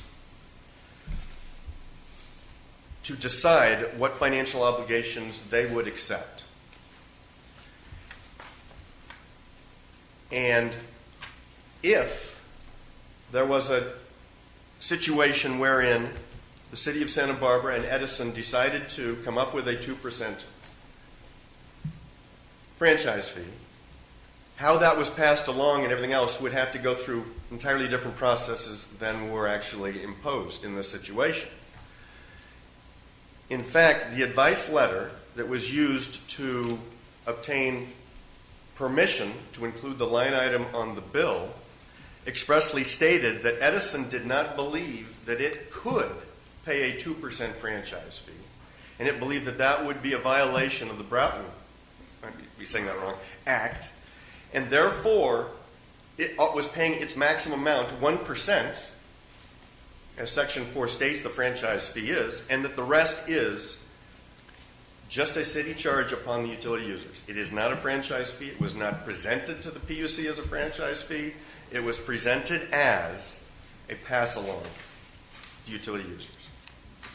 If it were a franchise fee, acknowledged to be such, could they pass it along to their ratepayers? They would have to go through processes included in the Public Utility Code to try to do that. And But the they wouldn't have to- the Public Utilities Commission would hold hearings and take testimony, and there would be briefs, and it would go through those processes. So that's sort of a fundamental problem with what occurred here, in your view. In my view, those processes were specifically not provided to my clients, a rate increase. It wasn't, because it wasn't passing along from Edison to my clients. It was a direct pass from the city to my clients. What is your response to opposing counsel's argument that we should trust that the powerful, consolidated Edison would negotiate a good deal? Edison did not represent the city utility users or the taxpayers. They simply don't. They represent their stockholders. So let me ask you, though, I can't get away from the fact that it was a 1% franchise fee. But for the other 1%, they were getting 27 years of the extended agreement. So it was part of the contract, but the 1% bought, and whether it was reasonably achieved or at a reasonable value is a different question. But it is, in fact, part of the franchise fee because it extends the franchise fee agreement 27 years. What's wrong with that argument? Okay. The 1%, whether or not the PUC approved it or not, could affect the length of the franchise agreement. We're talking about the recovery portion, the surcharge. Right. The part that my clients pay. Okay. It was uncertain in 1999 when the ordinance was passed what would happen to the advice letter. Would it be approved or not approved? And in fact, as the stipulated facts provide, there was very serious concern that it would not be approved, and they withhold even submitting the advice letter to the PUC to get it included as a line item on the bill.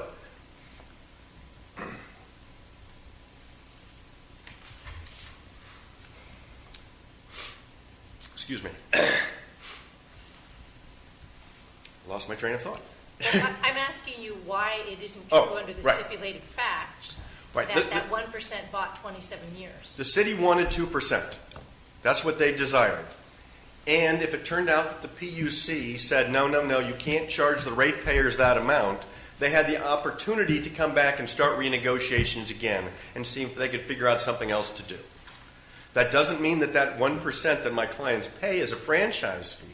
It simply means that there was an acknowledgement by both parties that that might not be funds the city collects because the decision by the PUC was going to be unknown for the advice letter. And in acknowledgement of that... So wait, do you disagree, putting aside the advice letter, which they received, and I knew that the 1% was conditional upon SEC getting the advice letter. They got the advice letter, and the 1% bought them 27 more years on that agreement. Otherwise, if they didn't get the additional 1%, regardless of the pass-through, their agreement ended, and they would have to renegotiate every year or extensions or whatever. That's my understanding of the stipulated facts. The agreement did not end. The agreement would be subject to one party or the other deciding to terminate the agreement and go back to the table to renegotiate. It was subject to.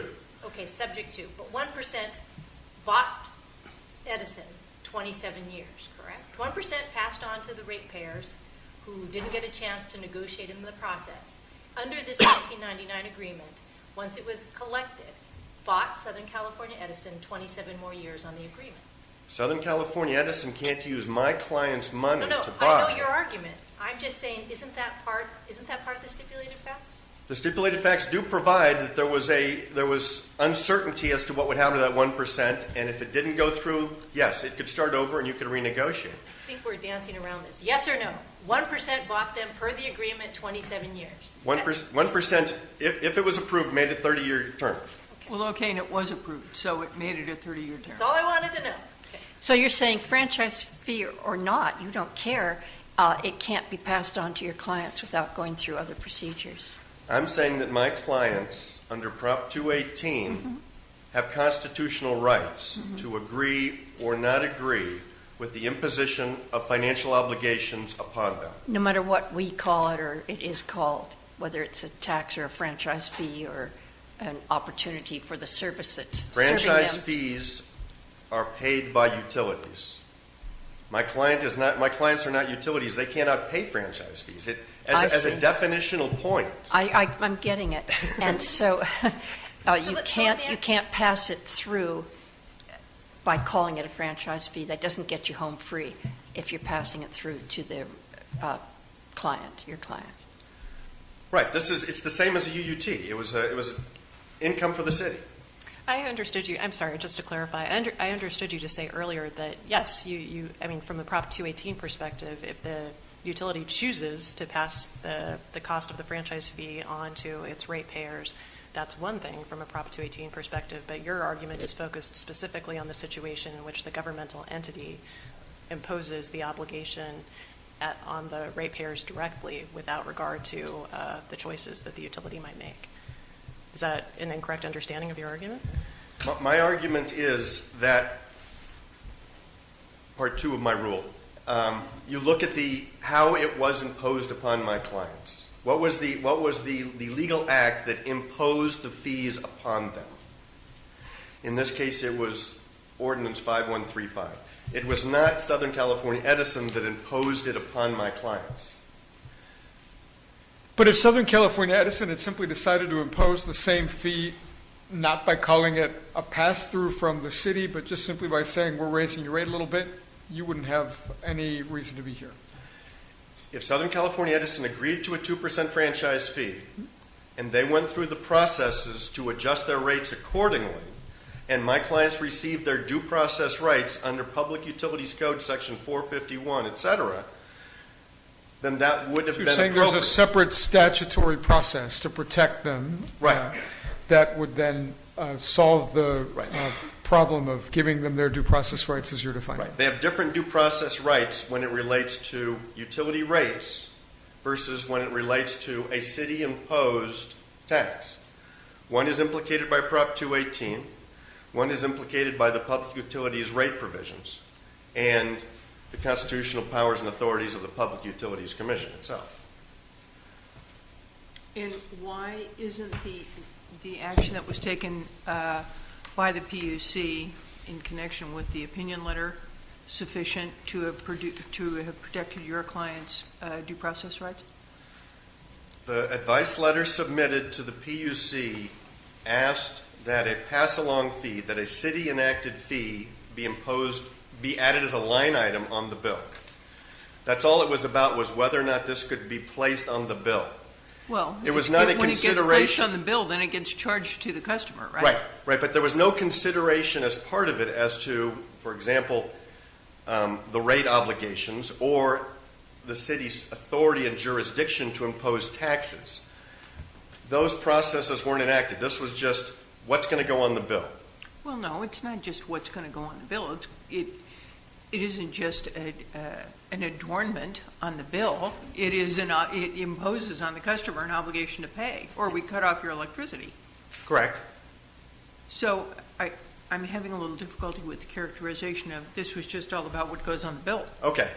The advice letter from Edison to the PUC requested the permission to impose the city's surcharge onto utility users. Right. It did not ask to pass along its franchise fee obligations to the citizens. It just asked, a city has enacted a surcharge, I would say tax, and we want to put that on the bill.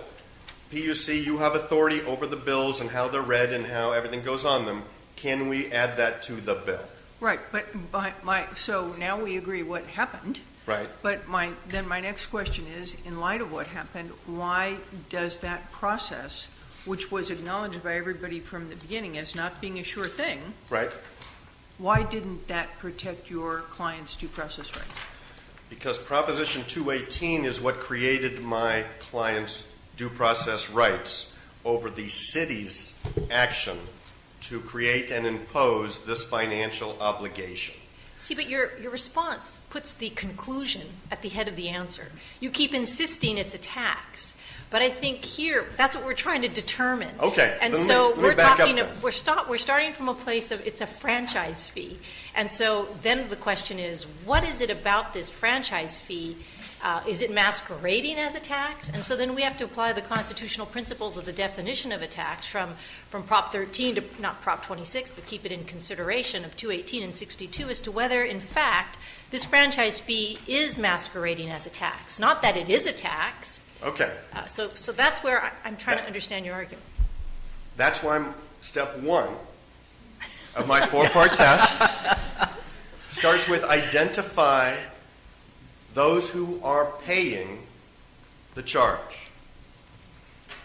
If utility users are paying the charge, and it is a direct obligation imposed upon them by the city, not by Edison, not by the PUC, if it's a direct obligation imposed upon them by the city, it cannot be a franchise fee as a definitional matter. Then why do you need the rest of the test? You have 3 other parts, but it sounds like you solved the case at step 1.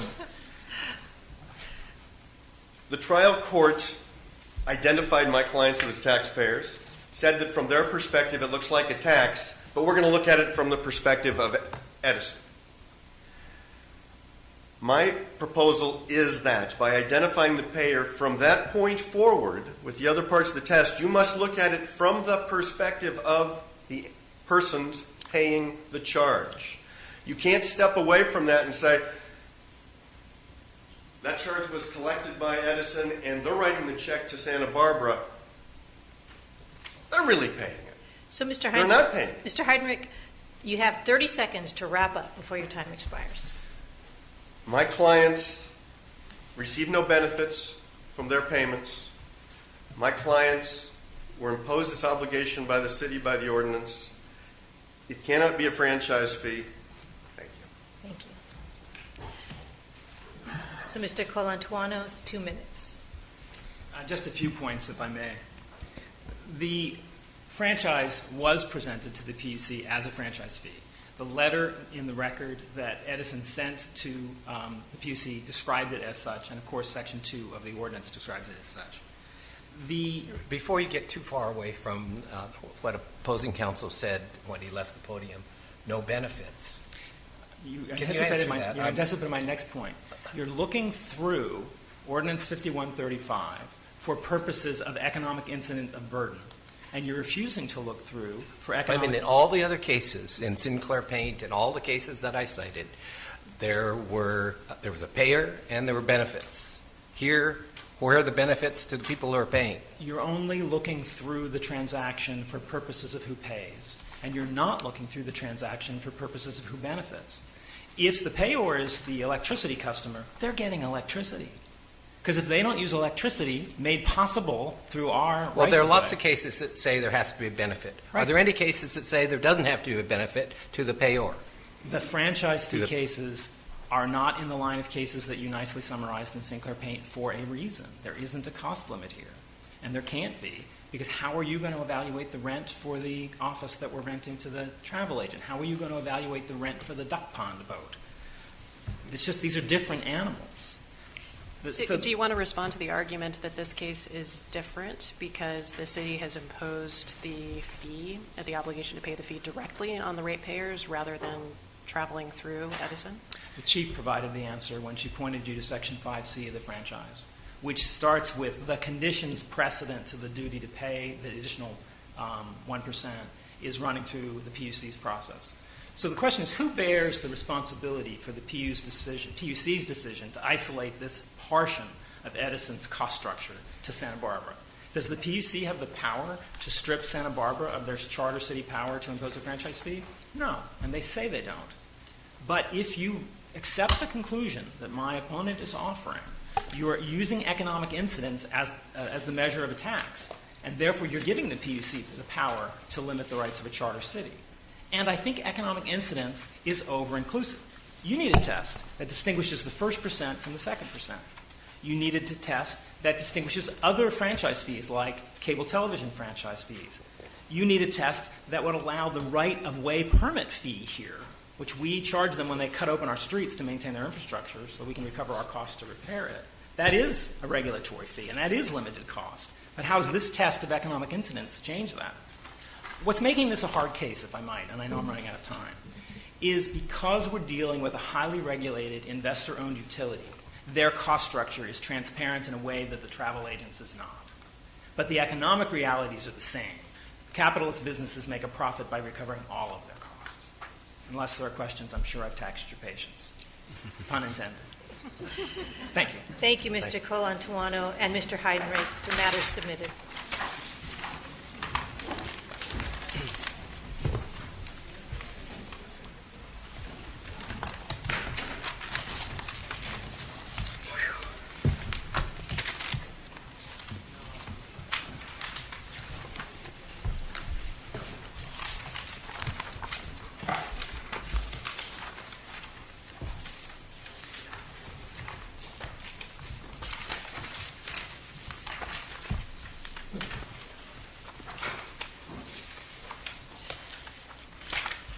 You may proceed on the consolidated matter of the People versus, as listed here on our green sheet, People versus Cheney, the People versus Valencia. May it please the Court, my name is Stephanie Gunther. I am appearing on behalf of David Valencia, and I would like to address the first issue that the Court has identified for this case, and that is whether or not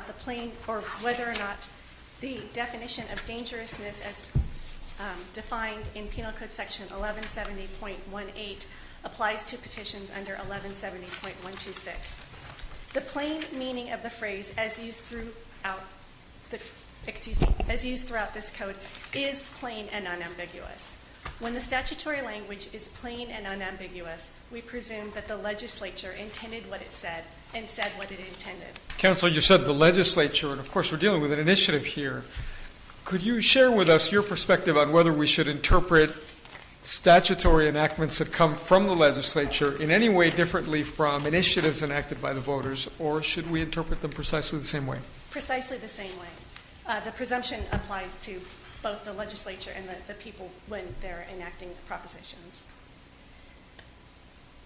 Is that right? I mean, so imagine there are certain things that we assume that the legislature, by virtue of, sort of being in this business day in and day out, knows about the way the law works, knows about the technical meaning of terms, and we presume that if we are wrong in discerning the legislature's intent as reflected in the words it's chosen in a particular statute, that the legislature is empowered to correct our mistake.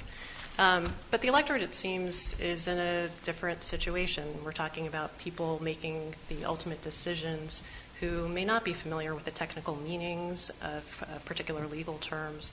And isn't that something that we can legitimately take into account? How would a reasonably well-informed average lay voter have interpreted the terms of a particular initiative?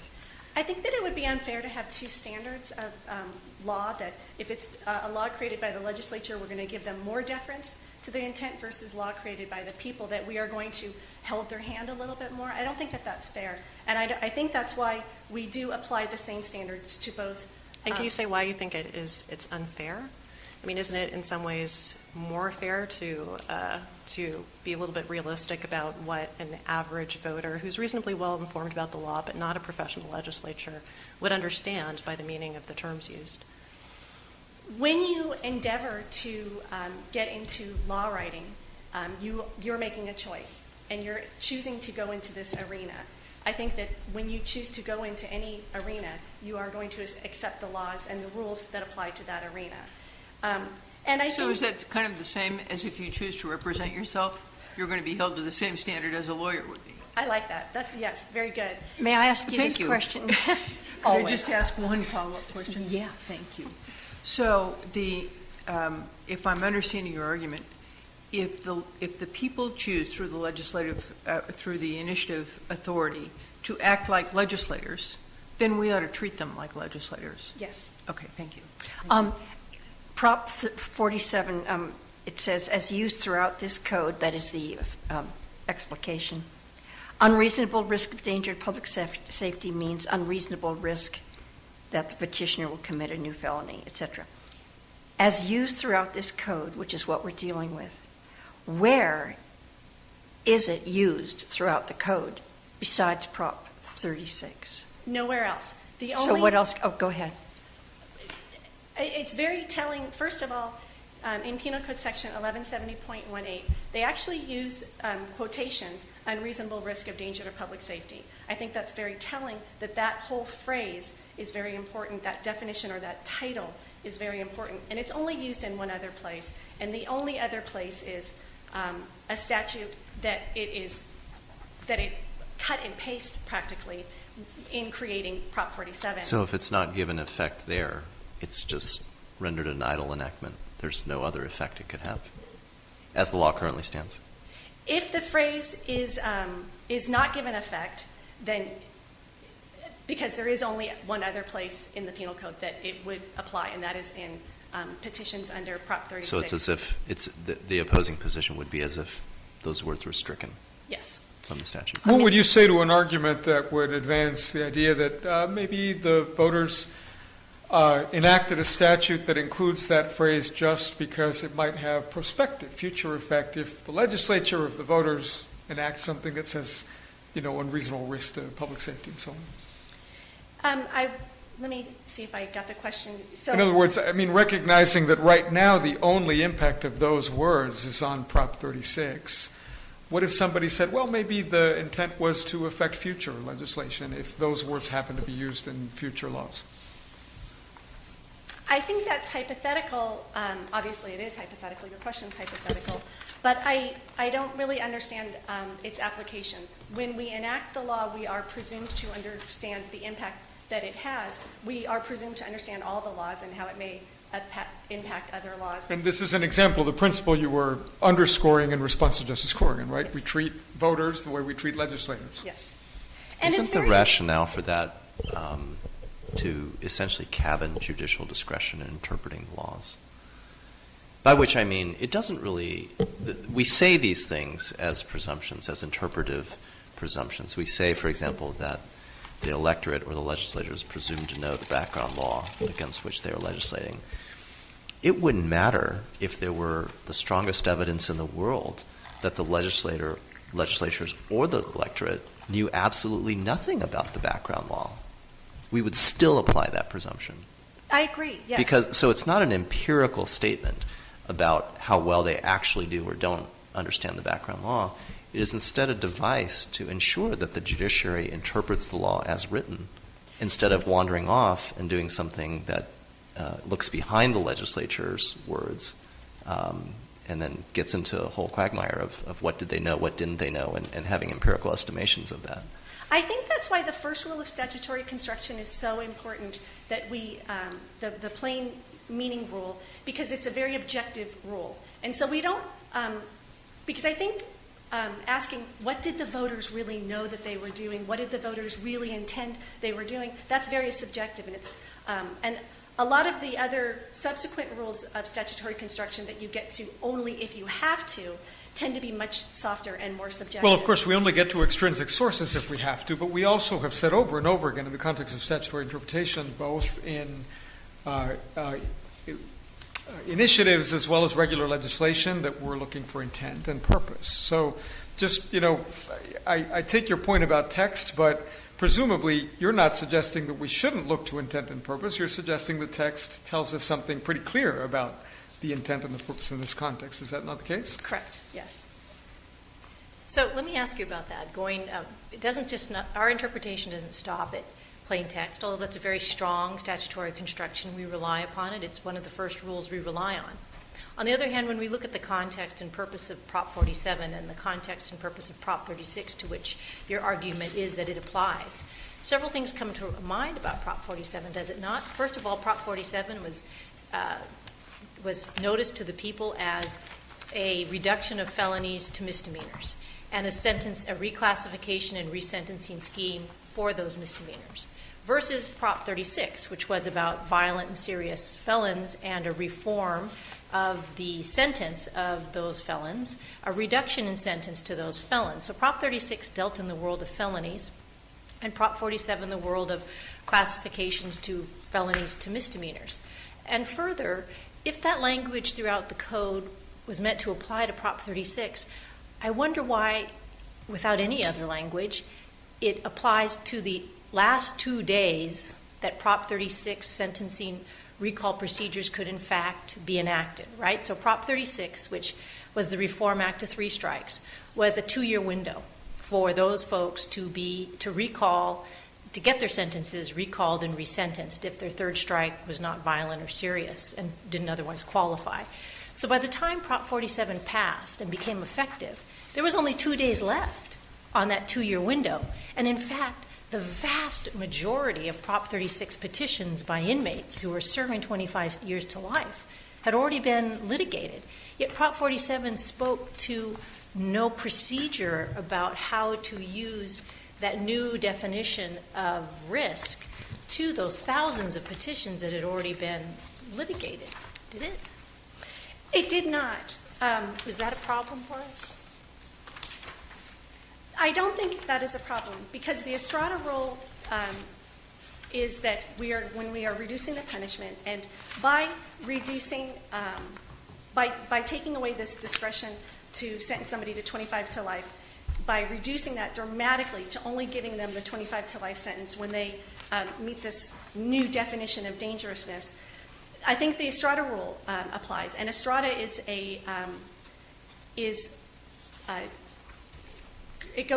an exception, to Penal Code Section 3, which is the presumption of prospective application. When we change the law, when society says we no longer deem this punishment to be appropriate for this crime or these crimes, then we can apply the new mitigated punishment retroactively. Right, but this doesn't really fit all that squarely with Estrada, since we're talking about the court's discretion to use a new definition. I mean, Estrada, clearly, if we took burglary and said it's now only worth 2 years and not 246, then I could see the Estrada rule applying on all fours. But it just concerns me that if Prop 47, which was aimed at misdemeanors, was meant to be used for an entirely different scheme, understanding throughout this code, that happened 2 years earlier, and without providing any guidance procedure on cases yet final. It just seems to me part of our consideration of whether or not throughout this code should apply. I have another question along those lines. As a result of there only being 2 days left on the 2-year window, there was myriad case law and unpublished of situations where the trial courts were exercising their discretion in granting and denying resentencing on those Prop 36 cases. But nowhere in the language of Prop 47 or in the ballot material was there anything that said that they thought the trial courts were applying the wrong standard, or that Prop 47 was looking to mitigate courts incorrectly applying a standard as applied to resentencing Prop 36 strikers. Should that figure it all into our analysis? When you take a look at what Prop 47 did, that was a remarkable piece of legislation. We decriminalized or reduced many felonies to misdemeanors. There, in the official ballot material, there's a limited amount of space that you have to describe what you are intending to do. So the fact that the ballot material did not describe everything that it was doing does not defeat the intent of what they did. Did it say anything about the application of the definition that we're talking about as used throughout this code, unreasonable risk of danger, et cetera, means? Did it reference that? No. If we were to eliminate that introductory phrase, if we were not to apply it to Prop 36, we would have to eliminate it as surplusage, would we not? Correct, and that's an undesirable Could the result. drafters not have just, if they intended only to have it apply to Prop 47, just say unreasonable risk of danger means, instead of saying as used throughout this code? Correct. They wouldn't have had to introduce what they're doing with the definition. They would have just defined it. So they did in Prop 47, they did introduce, before they defined it, they did say as used throughout this code. They wouldn't need that if they were just referencing Prop 47. Exactly. It could have just simply read 1170 subsection C, could have just read unreasonable risk of danger to public safety. And then we'd be concerned, does it apply to Prop 36 or not? But it would be a completely different case. Absolutely. Does the good cause provision in Prop 36 to allow for resentencing after the initial period come into play here at all, do you think? I don't think so, because Prop 36 was enacted 2 years earlier and the good cause provision existed. I don't think the drafters intended to create a good cause or to create this good cause. Right, but does that, I'm just trying to understand, the Chief Justice raised a concern, and I think it's an important one. I wanted to give you a chance to maybe address it more, which is, it is a little odd, is it not, that if Prop 47's term as used throughout this code was meant to apply to Prop 36, but it could only apply for 2 days. And I'm just trying to understand if there aren't other scenarios where that term as used throughout this code could apply to Prop 36 and have some consequence beyond that 2-day window of overlap.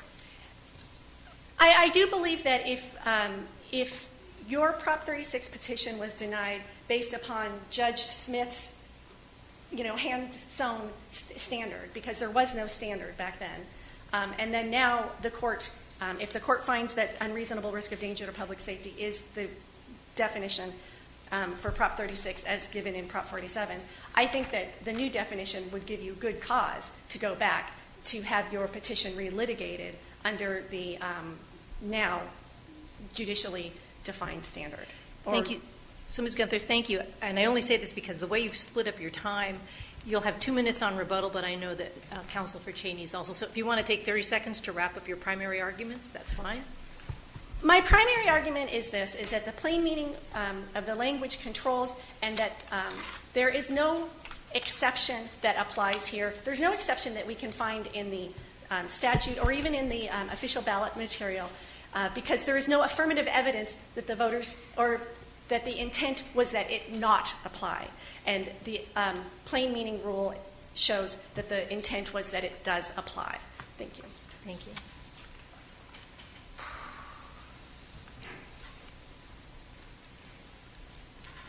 May it please the Court, Michael Satras on behalf of Clifford Cheney.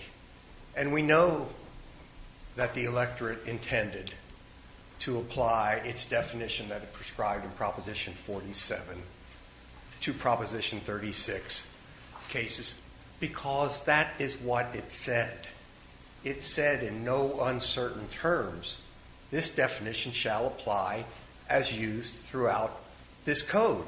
And it's only a couple of penal code sections after 1170.18, 1170.126, where that phrase, it's a 7-word phrase. I mean, they imported the whole thing as used throughout, unreasonable risk of danger to public safety. The question was asked earlier, they wouldn't have had to have used this introduction as used throughout this code if they didn't intend to apply it. The Chief Justice does raise some interesting issues. I take it the concern here is that the 2-day problem, the notion that the applicability of that language to Prop 36 would have only had 2 days of live applicability, is only a problem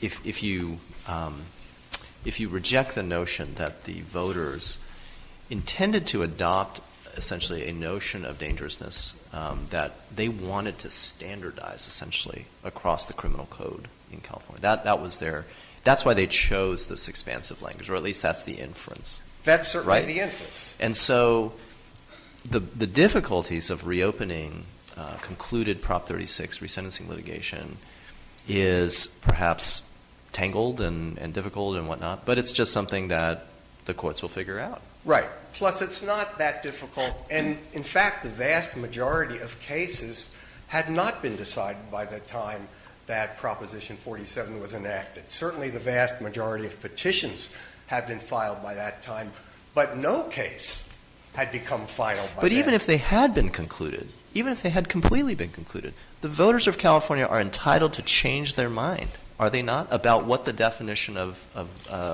dangerousness in the future is? Yes. Are they not?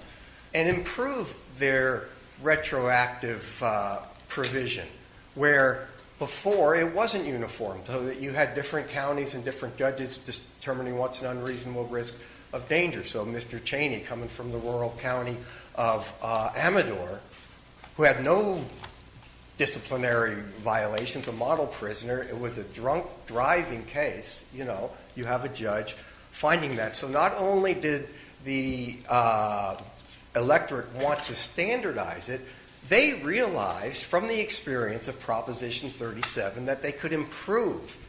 Beyond standardizing it, they could raise that level because already under Proposition 36, 90% plus of the offenders were being released pursuant or being granted resentencing. And there was a phenomenally low, historic low recidivism rate of 1.3%. And so they were encouraged and emboldened to say, we can do even better. We can raise that bar for Proposition 47 petitioners, and we can do it for Proposition 36 petitioners. And we like this new phrase so much, we want to say it should apply wherever it's in the code, past, present, or, as the court suggested, in the future. And they can do that by amendment, as they did. Should the court go deeper into what the electorate might have intended when we're dealing with an initiative as opposed to the language of a statute? Well, we have the standard rules that the courts have always stated, and they are a kind of legal fictions that we adopt really as a kind of cabining of the judicial discretion. We're going to look at the words themselves, because that's how we make law. And if the words are clear and unambiguous in their normal use, we are going to apply those words. And actually, that's the be-all and end-all. You don't go beyond the clear and unambiguous Well, there must language. be another side. What are you going to reply to the other side? Because we're going to, in time, hear an opposite argument, and I want to hear how you're going to refute it, what that argument might be. Suppose the argument is Prop 47 had made no mention of Prop 36 at all, or 3 strikes or felonies. Right. And Your Honor did say you don't. You have to look at the language in context, which you do. But in the context, the law also says it's not only in the context of the law itself that's being enacted, but the greater criminal law. So here we're looking at it in the context of this wave, this modern wave of criminal reform. And it's a little bit odd to say that because Proposition 47 didn't, because this language is used in Proposition 47, we have to restrict it to the context of Proposition 47 because the plain and ambiguous language communicated the intent of the electorate to say that this should be applied beyond the context. This code is pretty broad, is it not? Excuse me? This code is fairly broad, is it not? It's the whole penal code. And certainly, most immediately, it's in the context of these sentencing reforms that the people themselves had introduced the phrase, the electorate themselves had introduced the phrase as unreasonable risk of danger to public safety. So you look at it within the context of the reform measures that are going on. So Prop 47 is introduced by a section that describes the purpose and intent. It's uncodified, but it was part of the initiative as enacted. And it lists 6 purposes of the enactment, all of which seem, at least on their face, to be focused specifically on the subject matter of Prop 47 itself as opposed to sentencing reform more broadly. How should that purpose and intent provision figure into our analysis? Well, the intent and purposes of Proposition 47 was to reduce imprisonment, save money, and specifically in the retroactive provision, to release as many qualified offenders as we can consistent with public safety. Well, if I could just refer you specifically to the language of the provision, I think points 3 and 4 seem the most directly relevant. They say specifically that the purpose was to require misdemeanors instead of felonies for non-serious, non-violent crimes like petty theft and drug possession unless the defendant has prior convictions for specified violent or serious crimes, and to authorize consideration of resentencing for anyone who is currently serving a sentence for any of the offenses listed herein that are now misdemeanors. So how should we, where does this factor into the analysis? Well, when in the retroactive provision, they adopted that to carry out those purposes, and they said, while we are doing that, we also want to apply it to these other places in the penal code wherever there is a similar kind of retroactive provision. As this court said... I'm sorry, so where in the text of the statute is that we say that we want to apply it also to other provisions of the penal code? It's as used throughout this code? As used throughout the code, yes. Okay. So you would say that we should emphasize the meaning of as used throughout this code as opposed to focusing more specifically on the purpose and intent that's listed in the uncodified section of the initiative? Well, yes, and you should look more broadly at the purposes of intent of both Proposition 36 and Proposition 47 because, as the court said in Conley, the purpose of the safety valve provision or retroactive provision in Proposition 36 was to provide that balance between releasing as many people as we could to save money and because it's excessive punishment anyway, but at the same time Well, let's stipulate that the Prop 36 applicability is not stated in the purposes of the statute. Right. It isn't. But isn't the rule still that the as used throughout this code appears in an operative provision of the statute? And the announcement of purposes don't trump the operative provision of the statute. Right. That's kind of where I'm trying to get back to with saying that the operative provision... Unless there's some ambiguity. I mean, is there anything ambiguous at all? There is not. Is there anything ambiguous in those 5 words? No. So when you have clear and unambiguous language, you don't go to the extrinsic factors. You don't go to what are the underlying purposes.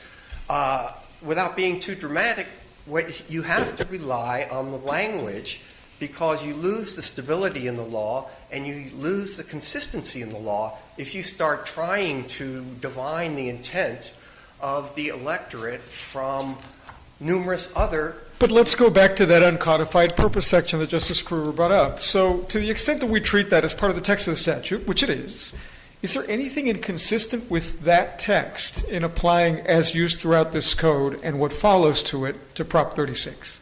No, and that's the kind of second point, that when you have clear and unambiguous language, at the very least, if you're going to look at extrinsic factors, you have to find something that's actually contradictory to, that shows that this clear and ambiguous language is going to upset those purposes. At most, it's incomplete, right? I mean, it mentions the Prop 47 purpose, but it doesn't spell out the Prop 36 applicability. Right. But that at most, it's just incomplete. It's not inconsistent. It's just incomplete. No, it's not inconsistent. In fact, it's totally consistent, and is also consistent with the announced purposes of Proposition 36. What it is a better way the electorate figured out to do that balance between the purposes of the act to reduce imprisonment and the costs of both acts, 36 and 47, and that safety valve. They determined that they didn't need to have that safety valve so amorphous, so expansive. Can I ask you, isn't it odd, though, to use the phrase "as used throughout this code" when it's only used once? As you say, several sections above it, or several sections actually below it. So this phrase 1170 uses 1170.18C as used throughout this code, in my mind, is a little bit misleading because it's only used in one place. But yet the phrase "as used throughout" makes it sound like it's another, at least more than one place, and it would have been more direct to say as used in 1170.126F. But as used throughout this code makes it sound like it's used in a lot of places, doesn't it? But yes, but that very inclusive. Well, that's all. Yes, I mean it's inclusive, but you said yes. It does sound like it's used throughout the code, like it may be everywhere. But the inclusiveness of the language, we want this to apply wherever it may be in the code, past, present, or future, certainly communicates the intent that it should apply to the one place it is used in the code several sections later. And I mean, you could say the other thing, well, if Proposition 47, if the electorate wanted it only to apply to Proposition 47, they wouldn't even, not only would they not have needed the language as used throughout the code, they wouldn't have needed the language unreasonable risk of danger to public safety. They could have said, this retroactive, you shall be entitled to the benefit of this retroactive provision unless you present a danger of committing a superstrike. So thank you, Mr. Satras. You have 2 minutes if you want to save it for rebuttal or wrap up your thoughts in 30 seconds. I would like to save it for rebuttal. Thank you. Good afternoon. There have been several questions asked about the standard the court should utilize in interpreting what the voters intended in passing Prop 47. And I think this court has fairly set forth those standards in both Robert L. and more recently in the Ignacio Garcia case. And that is that the statute is to be interpreted as a whole and in context towards the purpose of determining what the voters intended in passing that statute. Could I ask you, counsel, there are many possible ways to argue the opposing position, but do you contend that the words as used throughout this code are ambiguous? No, we don't contend that the words as used throughout this code are ambiguous. However, we're not allowed, when we utilize our statutory rules of construction, to excise 5 words from a statute and then, based on those 5 words, make a determination as to what was meant by those 5 words. Well, I'm not saying that ends the analysis. I'm just saying that I'm not saying that ends the analysis. I'm just saying that that's not the starting point for your analysis. Your starting point is not that it's ambiguous. You may say something else beyond that, which is that it may not be ambiguous, but the plain meaning should yield, right? There is a plain meaning, but it should yield to something else. That's the nature. I want to know what the nature of your argument is. So the nature of our argument is that when you look at the overall text in 1170.18, that there is inherent tension between all of the subdivisions as it relates to subdivision C. First of all, Proposition 47 talks about petitions only in the context of Prop 47, 9 discrete felonies that have been reduced to misdemeanors, number one. Number two, it talks about the petitioner filing a petition to obtain resentencing for those now reduced felonies. And it speaks to this act in this section throughout.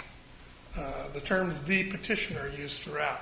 So when we get to subdivision C and we say as used throughout this code, the petitioner So what is the import of those 5 words? Given that everyone agrees that it's only found one other place in the code, in Prop 36, and I think you'd have to agree that if you don't apply it there, it has no application anywhere. What then is the purpose of those 5 words? Well, I'm not sure that it doesn't apply anywhere. Where does it apply? Anywhere else in the penal code, that's true. Well, but the phrase is as used throughout this code. Are you suggesting that this code means the entire body of California statutory law? No, or it's the penal code? But Right, is it your argument that it was an unintended phrase and we should reform?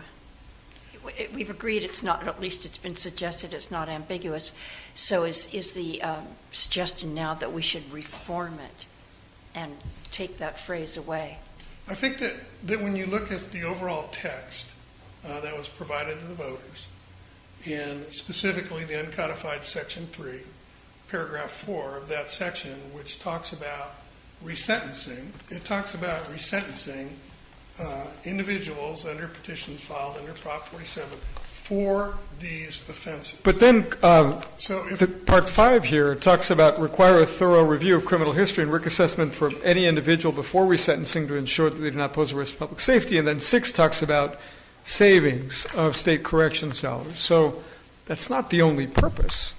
No, it's not the only purpose. I agree with that, but there is inherent tension between an interpretation that says subdivision C applies to Prop 36 petitions and the uncodified Section 3, Paragraph 4, which says, no, it only applies to people filing petitions for the 9 discrete acts under this. So to follow up on Justice Liu's question, what's the best indication of that tension? Is it that Part 4 of that particular provision? I think that's one of the Is there any other elements. However, there are others, even within subdivision C itself. If this court is to accept the appellant's argument that it applies to Prop 36 petitions, then it is giving different meanings to the terms "the petitioner" in subdivision C, separate and apart from every other context that the terms "the petitioner" appear under Section 1170.8. Well, so could you answer Justice Werdegar's question? Are you asking us to reform the statute? Is that your theory of the case, is that we should reform the statute? I think that the court should look to determine what the voters' intent was in passing the statute. And I think that because of the inherent tension between many different provisions of the code section, that the court should look into the ballot materials to determine. But my question is, what should we do with that language? Should we reform it, meaning just, in this instance, disregard it? Is that what you're asking us to do? No, I'm asking you to determine what the voters' intent was. And if you determine that the voters' intent was not. Suppose we agree with you that the voters' intent was to just limit this to Prop 47. What should we say, in our opinion, about those 5 words? Well, I think that there's many things the court could say. The court could utilize the concept of drafter's error should it. Okay, drafter's error. So the voters made a mistake, a slip of the pen. Well, the drafter made a mistake. Okay. Is it absurd to apply that particular phrase to Prop 36? Is that part of your argument or not? I think it is, because it doesn't fall within the purview of Prop 47. So what makes it absurd exactly? And that's pretty strong medicine if we say this is absurd. There's no way we can give effect to this particular provision and not produce absurd results, so we have to essentially Yeah, I'm not ignore sure it. I can go to absurdity. I would say that it's probably one of the most roundabouts and illogical ways of accomplishing what the appellants claim they were attempting to accomplish. Have we ever, do you have any precedent to tell us where this court has taken a comparable situation where the language is very clear and we have eliminated it in the guise of saying the electorate in the initiative couldn't have meant this?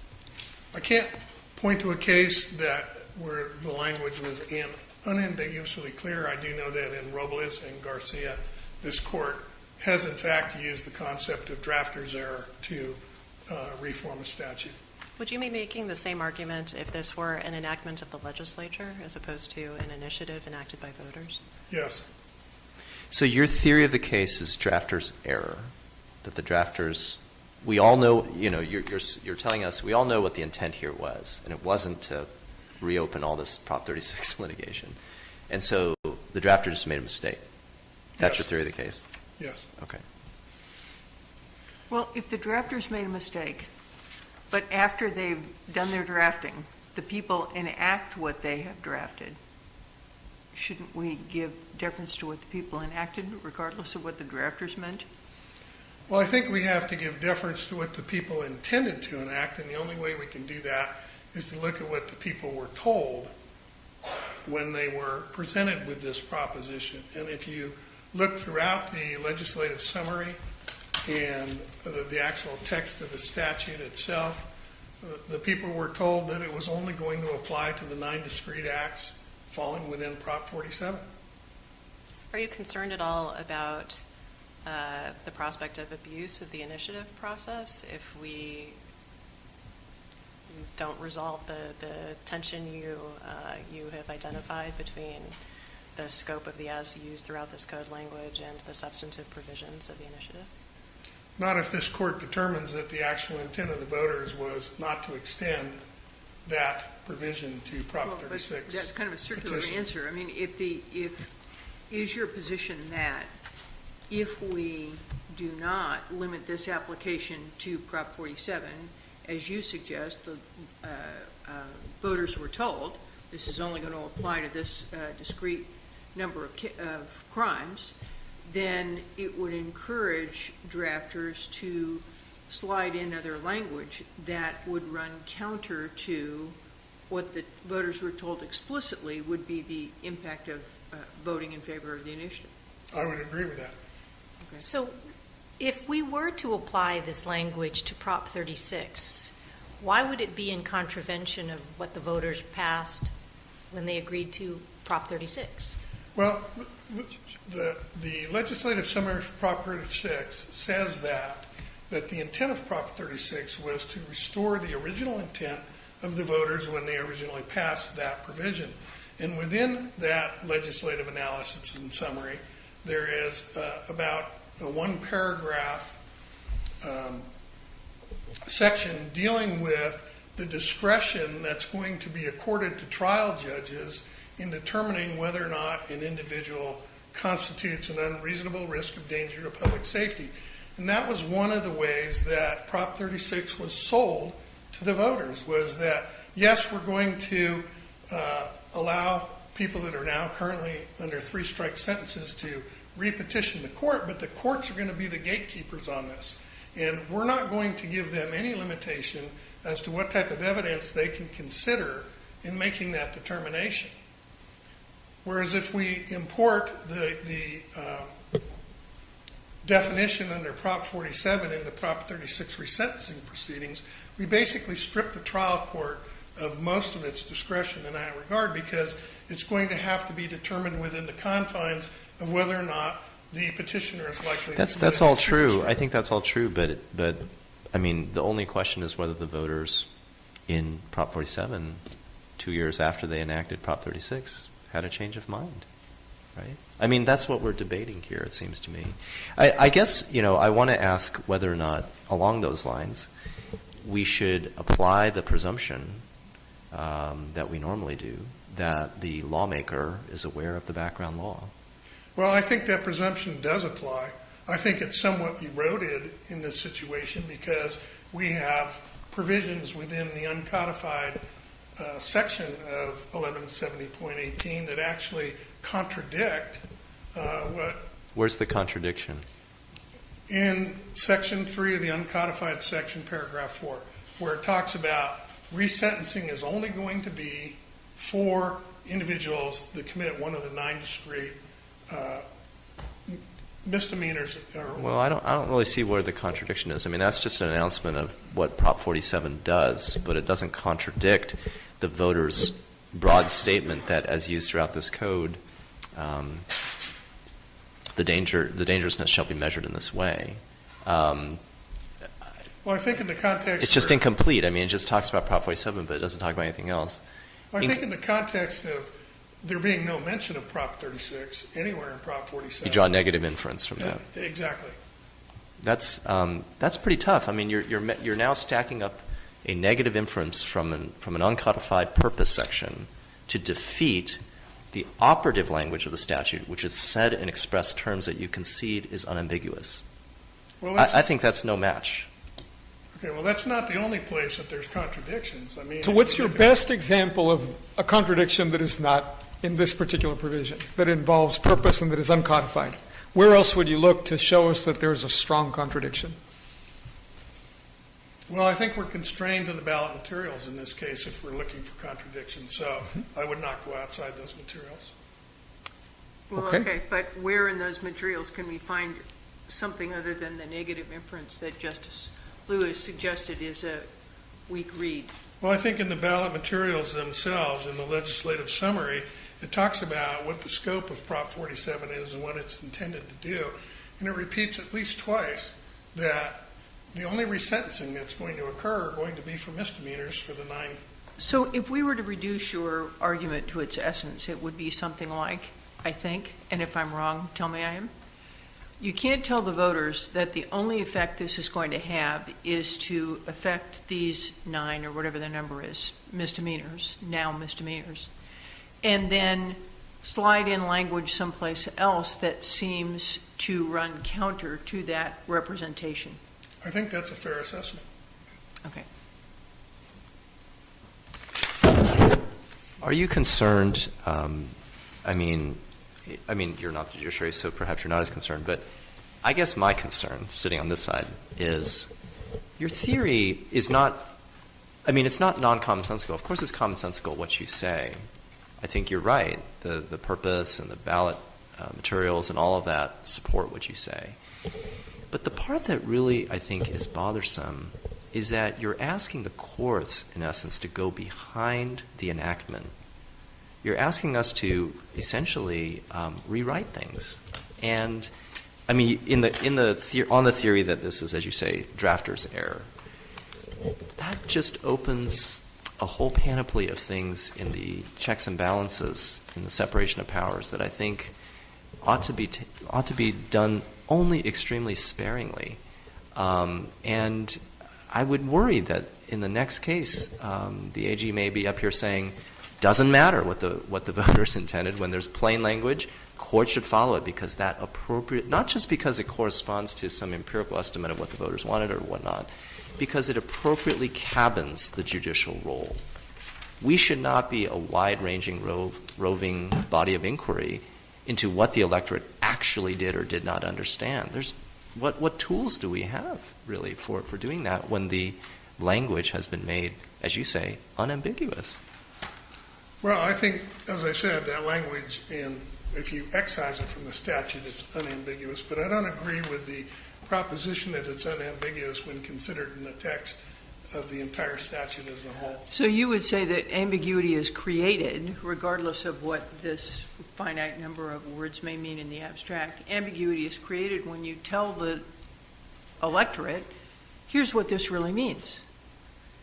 Yes, and I think I haven't spoken about Government Code Section 8802 yet. It's cited in the brief. It requires certain things to be set forth in the ballot materials for voters to inform them about what it is that's being done and what about the current law that's being changed. That didn't happen in this case. Nowhere within the text of the proposition does it discuss anything about Section 1170.126 and the impact of Prop 47 on dangerous determinations made under that proposition. And I think that one of the reasons that we have the presumption that the voters understand what it is that they're doing when they pass these propositions is that we have checks and balances in place which require the drafters of these initiatives to be upfront about what it is that they're doing. So if the drafters of the ballot language say, here's all this is going to do, it's going to do this, 1 through 5, that, your position, if I understand it correctly, is that clear statement to the voters of what this initiative is going to do trumps any other language that might more broadly be interpreted to mean something different?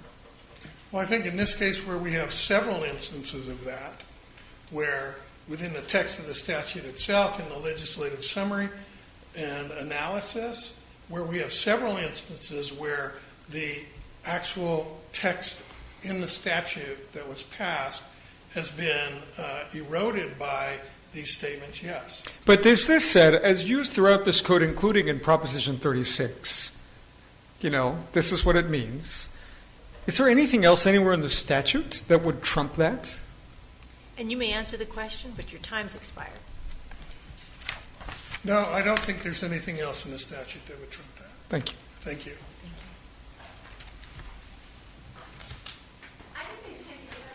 Not yet. No, you're not. The other side gets another 15 minutes. We have it.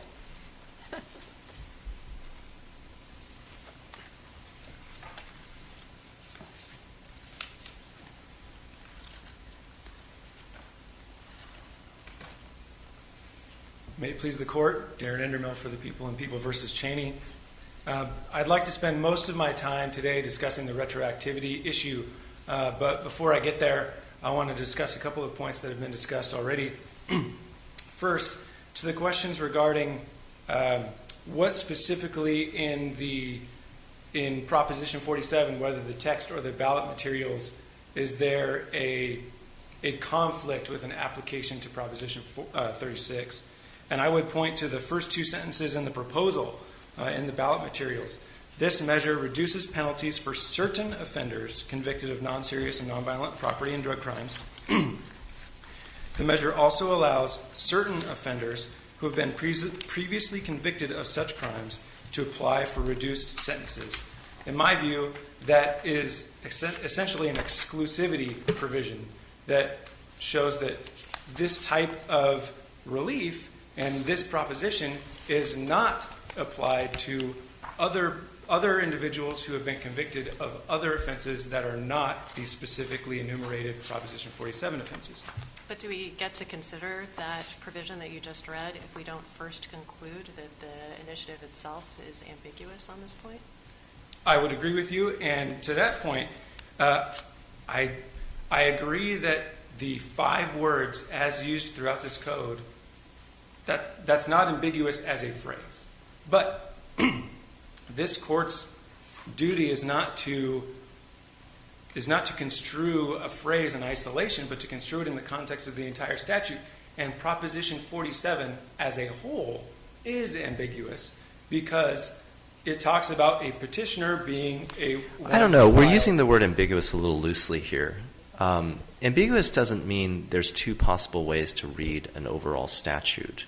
I guess that could be one meaning of the word ambiguous, but I think what we're talking about here is something a little more specific, which is, as to those 5 words in the language, is there something ambiguous about that language, right?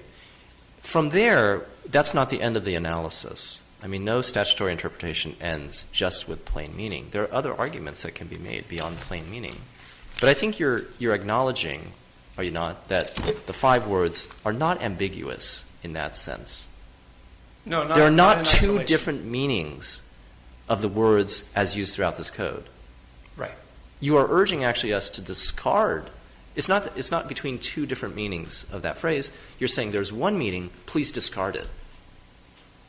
I think an appropriate characterization of what we're arguing is that the voter's intent of Proposition 47 should be adhered to. And if the voters Notwithstanding the language. Yes, if the voters did not intend, based on the materials that we have before us, if they did not actually intend for this definition to actually be used throughout this code. But where have we that ever language. said, counsel, that reading the text is not part of understanding the voter's intent? It sounded just for a moment, and correct me if I'm wrong, as though you were saying, all right, the text is what it is, but let's make sure it doesn't conflict with the intent, the real intent, which we can only find if we look at the ballot materials and so on. I don't think that's what you want us to take away from your argument, right? Well, it's not just based on the ballot materials, but the text of the Proposition 47 itself. So we read that text, and we begin to have an indication of what is intended. What then cuts the other way in the statute?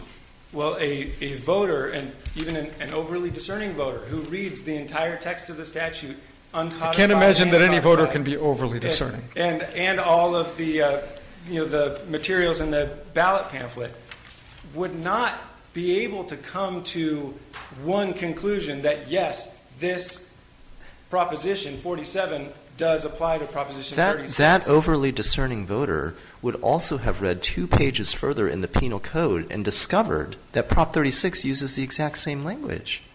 But how are they to determine that Proposition 36 is construed as part of this Proposition 47 Perhaps plan? because it says as used throughout this code. I think what perhaps some of us are getting hung up on is that that's throughout this code seems to have a clear indication of what's intended by that provision, as it were, and I'm looking for the very best argument or arguments that cut strongly the other way that maybe make this a harder question. In the same breath, the voters are told that Proposition 47 applies only to those people that have committed the specified offenses. So you are arguing that there's an inherent conflict in the totality of what the people were told when they were trying to figure out whether to vote for this, right? So on the one hand, they are being told, they are being informed by this phrase as used throughout this code, blah, blah, blah. But on the other hand, they're being told explicitly, and by the way, it only applies to this delineated group of minor offenders. Is that your position? Yes. And that confronted with those two apparently conflicting realities, both of which are discerning meaning from the words that are used, then what are we supposed to do? One way to look at it is there is one phrase, one 5-word phrase, cutting one way. There is the entire statutory scheme of Proposition 47, which focuses on 9 specified offenses, and all of the statements of exclusivity that we've pointed to in the ballot materials, cutting the other way. So we should cut out, excise, that first phrase. That's what it sounds like. I believe that probably the most accurate conception of the voter's intent is probably to read that as throughout this act. Yes, That's regardless fine. of That's whether we fine. call That's it a drafted. reformation. Yeah. I mean, in some ways, I'm just trying to get you to fully embrace your position because you seem to stop short of it, and you should give it a name. It's drafter's error. It's reformation. It's something. I know you don't want to say that because that's very strong medicine, and courts don't like to do it. But you have to tell us, like, what is it? What is the theory of statutory interpretation you're asking us to do here? Because it is a very big step to disregard plain language in a statute. And we need to know what we're getting ourselves into here. I believe whether you call it drafter's error or reformation, whatever you want to call it. Well, what do you want to call it, though? I mean, this is important to us because they're all different, right? So what is the best label for what you want us to do? Is to discern the voter's intent. And Right, to give in doing effect that, to though, the voter's intent. come on, And you to take a have to pen answer and this cross question. out those words, and when we cross out those words, we call it what? We say in the opinion, we have just done blank. Well, in this particular context with the voter initiative, I think drafter's error gets, the words drafter's error, they don't quite fit right. So I would choose the reformation language over the drafter's error language. And we'd say throughout this act, that would be reforming it a little bit, make it congruent with the rest of the initiative. So we'd be reforming it because we have discerned, based on the totality of the circumstances, that it was a drafter's error to use code, which is much broader than act. That would be That would be fulfilling the voters' intent, I believe, yes. Thank you. Moving on to the retroactivity issue. Estrada does not apply in this case. Section 3, presumption of prospective application, does apply. Estrada doesn't apply for two main reasons. One is that the amended definition itself doesn't mitigate punishment at all. It merely changes the lens through which the courts evaluate a dangerousness determination and find someone suitable for a downward modification of sentence. Does it matter whether Estrada applies if a Prop 36 petitioner can seek to get the benefit of the new definition of unreasonable risk to public safety through a showing of good cause? I don't believe that this court needs to reach the good cause question, but if it does, if the new definition under Proposition 47 is good cause, then retroactivity is meaningless. And the voters cannot be understood to have passed a meaningless act like intending retroactive application. Why is it meaningless?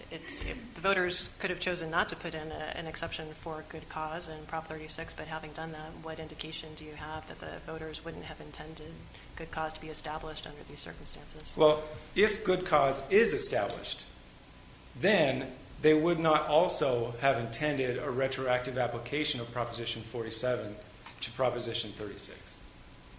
And why is that?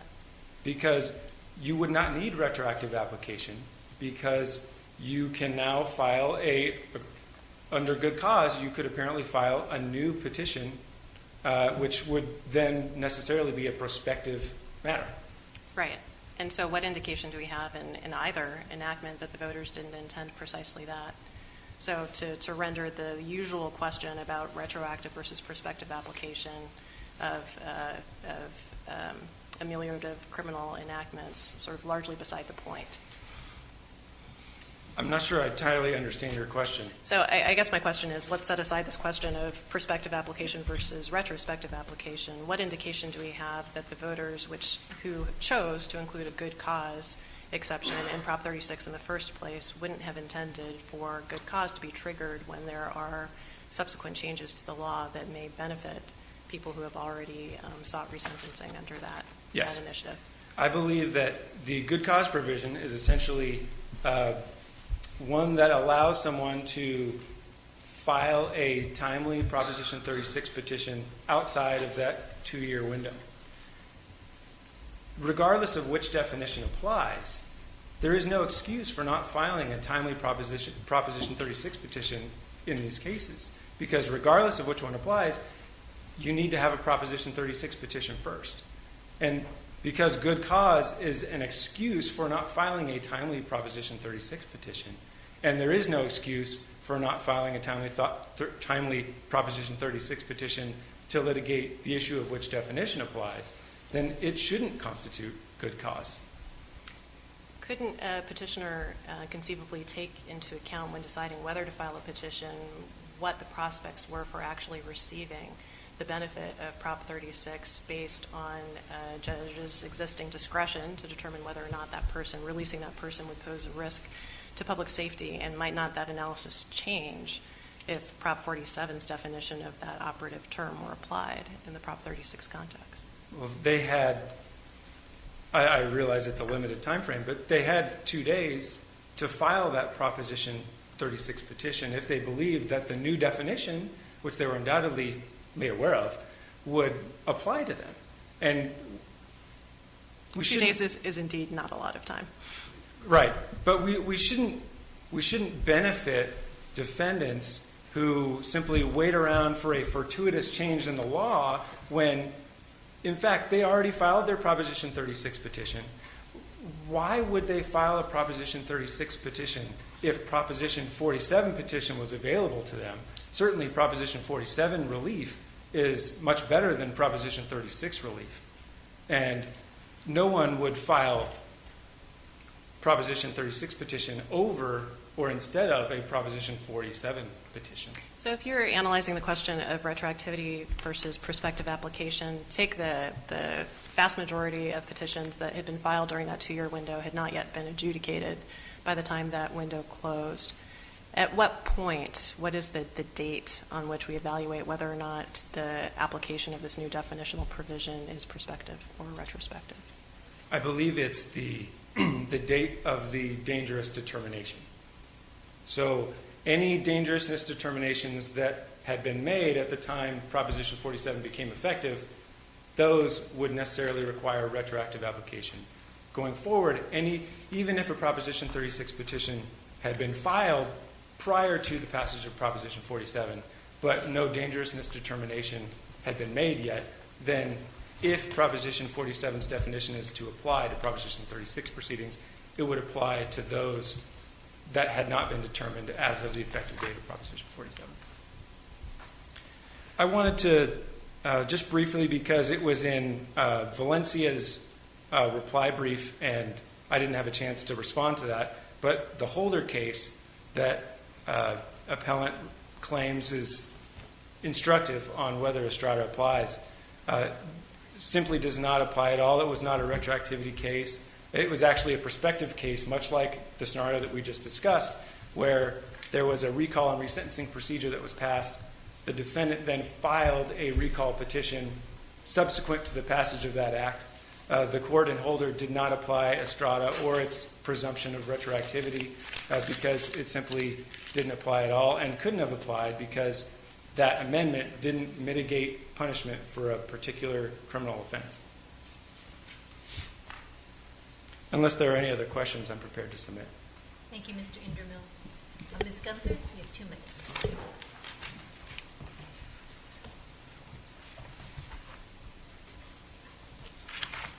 Could you respond to opposing counsel's argument that the ambiguity between the 5 words and the rest of the statute is obvious? Can you respond to that? And can you also respond to the result is absurd. It was mentioned earlier, but I would like to hear your response to that. I don't see an ambiguity in the 5. I mean, it lists the 9 misdemeanors that it applies to. I don't see that there's an ambiguity in. I don't see. Well, one is much broader than the other. Prop 47 is broader than Prop 36. The language in Prop 47, within Prop 47, the 5 words that we've been talking about are much broader than the 9 misdemeanors that the statute refers to. Right, and and that kind of touches a little bit on what I did want to talk about, which is the fear that the drafter slipped this in, got one by on the voters. And in 2009, Justice Werdiger, in her concurring opinion, she addressed those concerns.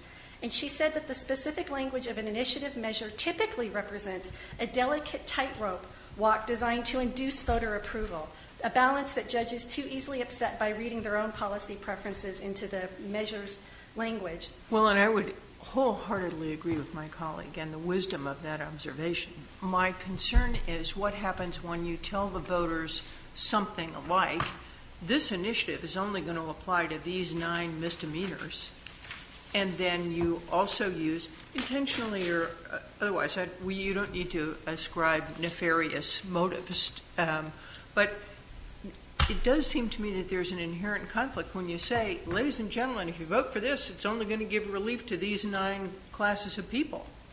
I don't see the inherent conflict because we have this really expansive language of as used throughout this code. Which everyone in every supermarket across California constantly says, you know, whenever they use that language as used throughout this code, we all agree as we stand here to buy milk that it means this. I'm troubled by a clear statement that assures the voter that this change will be limited to this, and juxtaposing it to legitimate, everybody agrees, unambiguous language, but viewing that unambiguous language in isolation. If this is a bait and switch, we're only going to apply it to these 9 felonies, reducing to misdemeanors, and we're going to slip this in. I apologize, I just lost track of my thought. Are we going to start policing what is said in the ballot arguments? That we are now going to suggest that drafters of ballot arguments are going to be held, or are going to, in essence, have their preferences or the way they style the message to the voters trump the operative language that the voters are actually voting on? Yes, and we should not read the spirit of the enactment over the actual language. The actual language is the best evidence of voter intent. That's what we have here, is this actual language. This was in the statute. This is what the voters enacted. They enacted these 5 words as used throughout this code. So their subjective intent is not as relevant as to their objective act of passing Proposition 47, enacting these 5 words. Thank you, Ms. Kempton. And Mr. Satras, I show you also have 2 minutes. The talk about the inherent tension, even conflict between the words of the statute and maybe some other words, if not the arguments that were made. The way you resolve that is by harmonizing any tension or conflict to give effect to both according to the plain language, and that's easy to do here. If this was a drafter's error, that's like this court only in the most extreme circumstances, desperate situation, where it's clear that if you read the error in some literal way, it's going to upend the entire rest of the statute. We don't have anything close to a drafter's error in this case. Did the voters happen to What you mean by that is that there's no conflict in the there may be, I mean, I guess the other side is saying there's a conflict in the sense that they draw a negative inference of exclusivity, and you say there isn't. But there's no conflict in the sense that somehow applying, as used throughout this code, to Prop 36 disturbs the operation of Prop 47. Right, it'll keep on going the way it goes.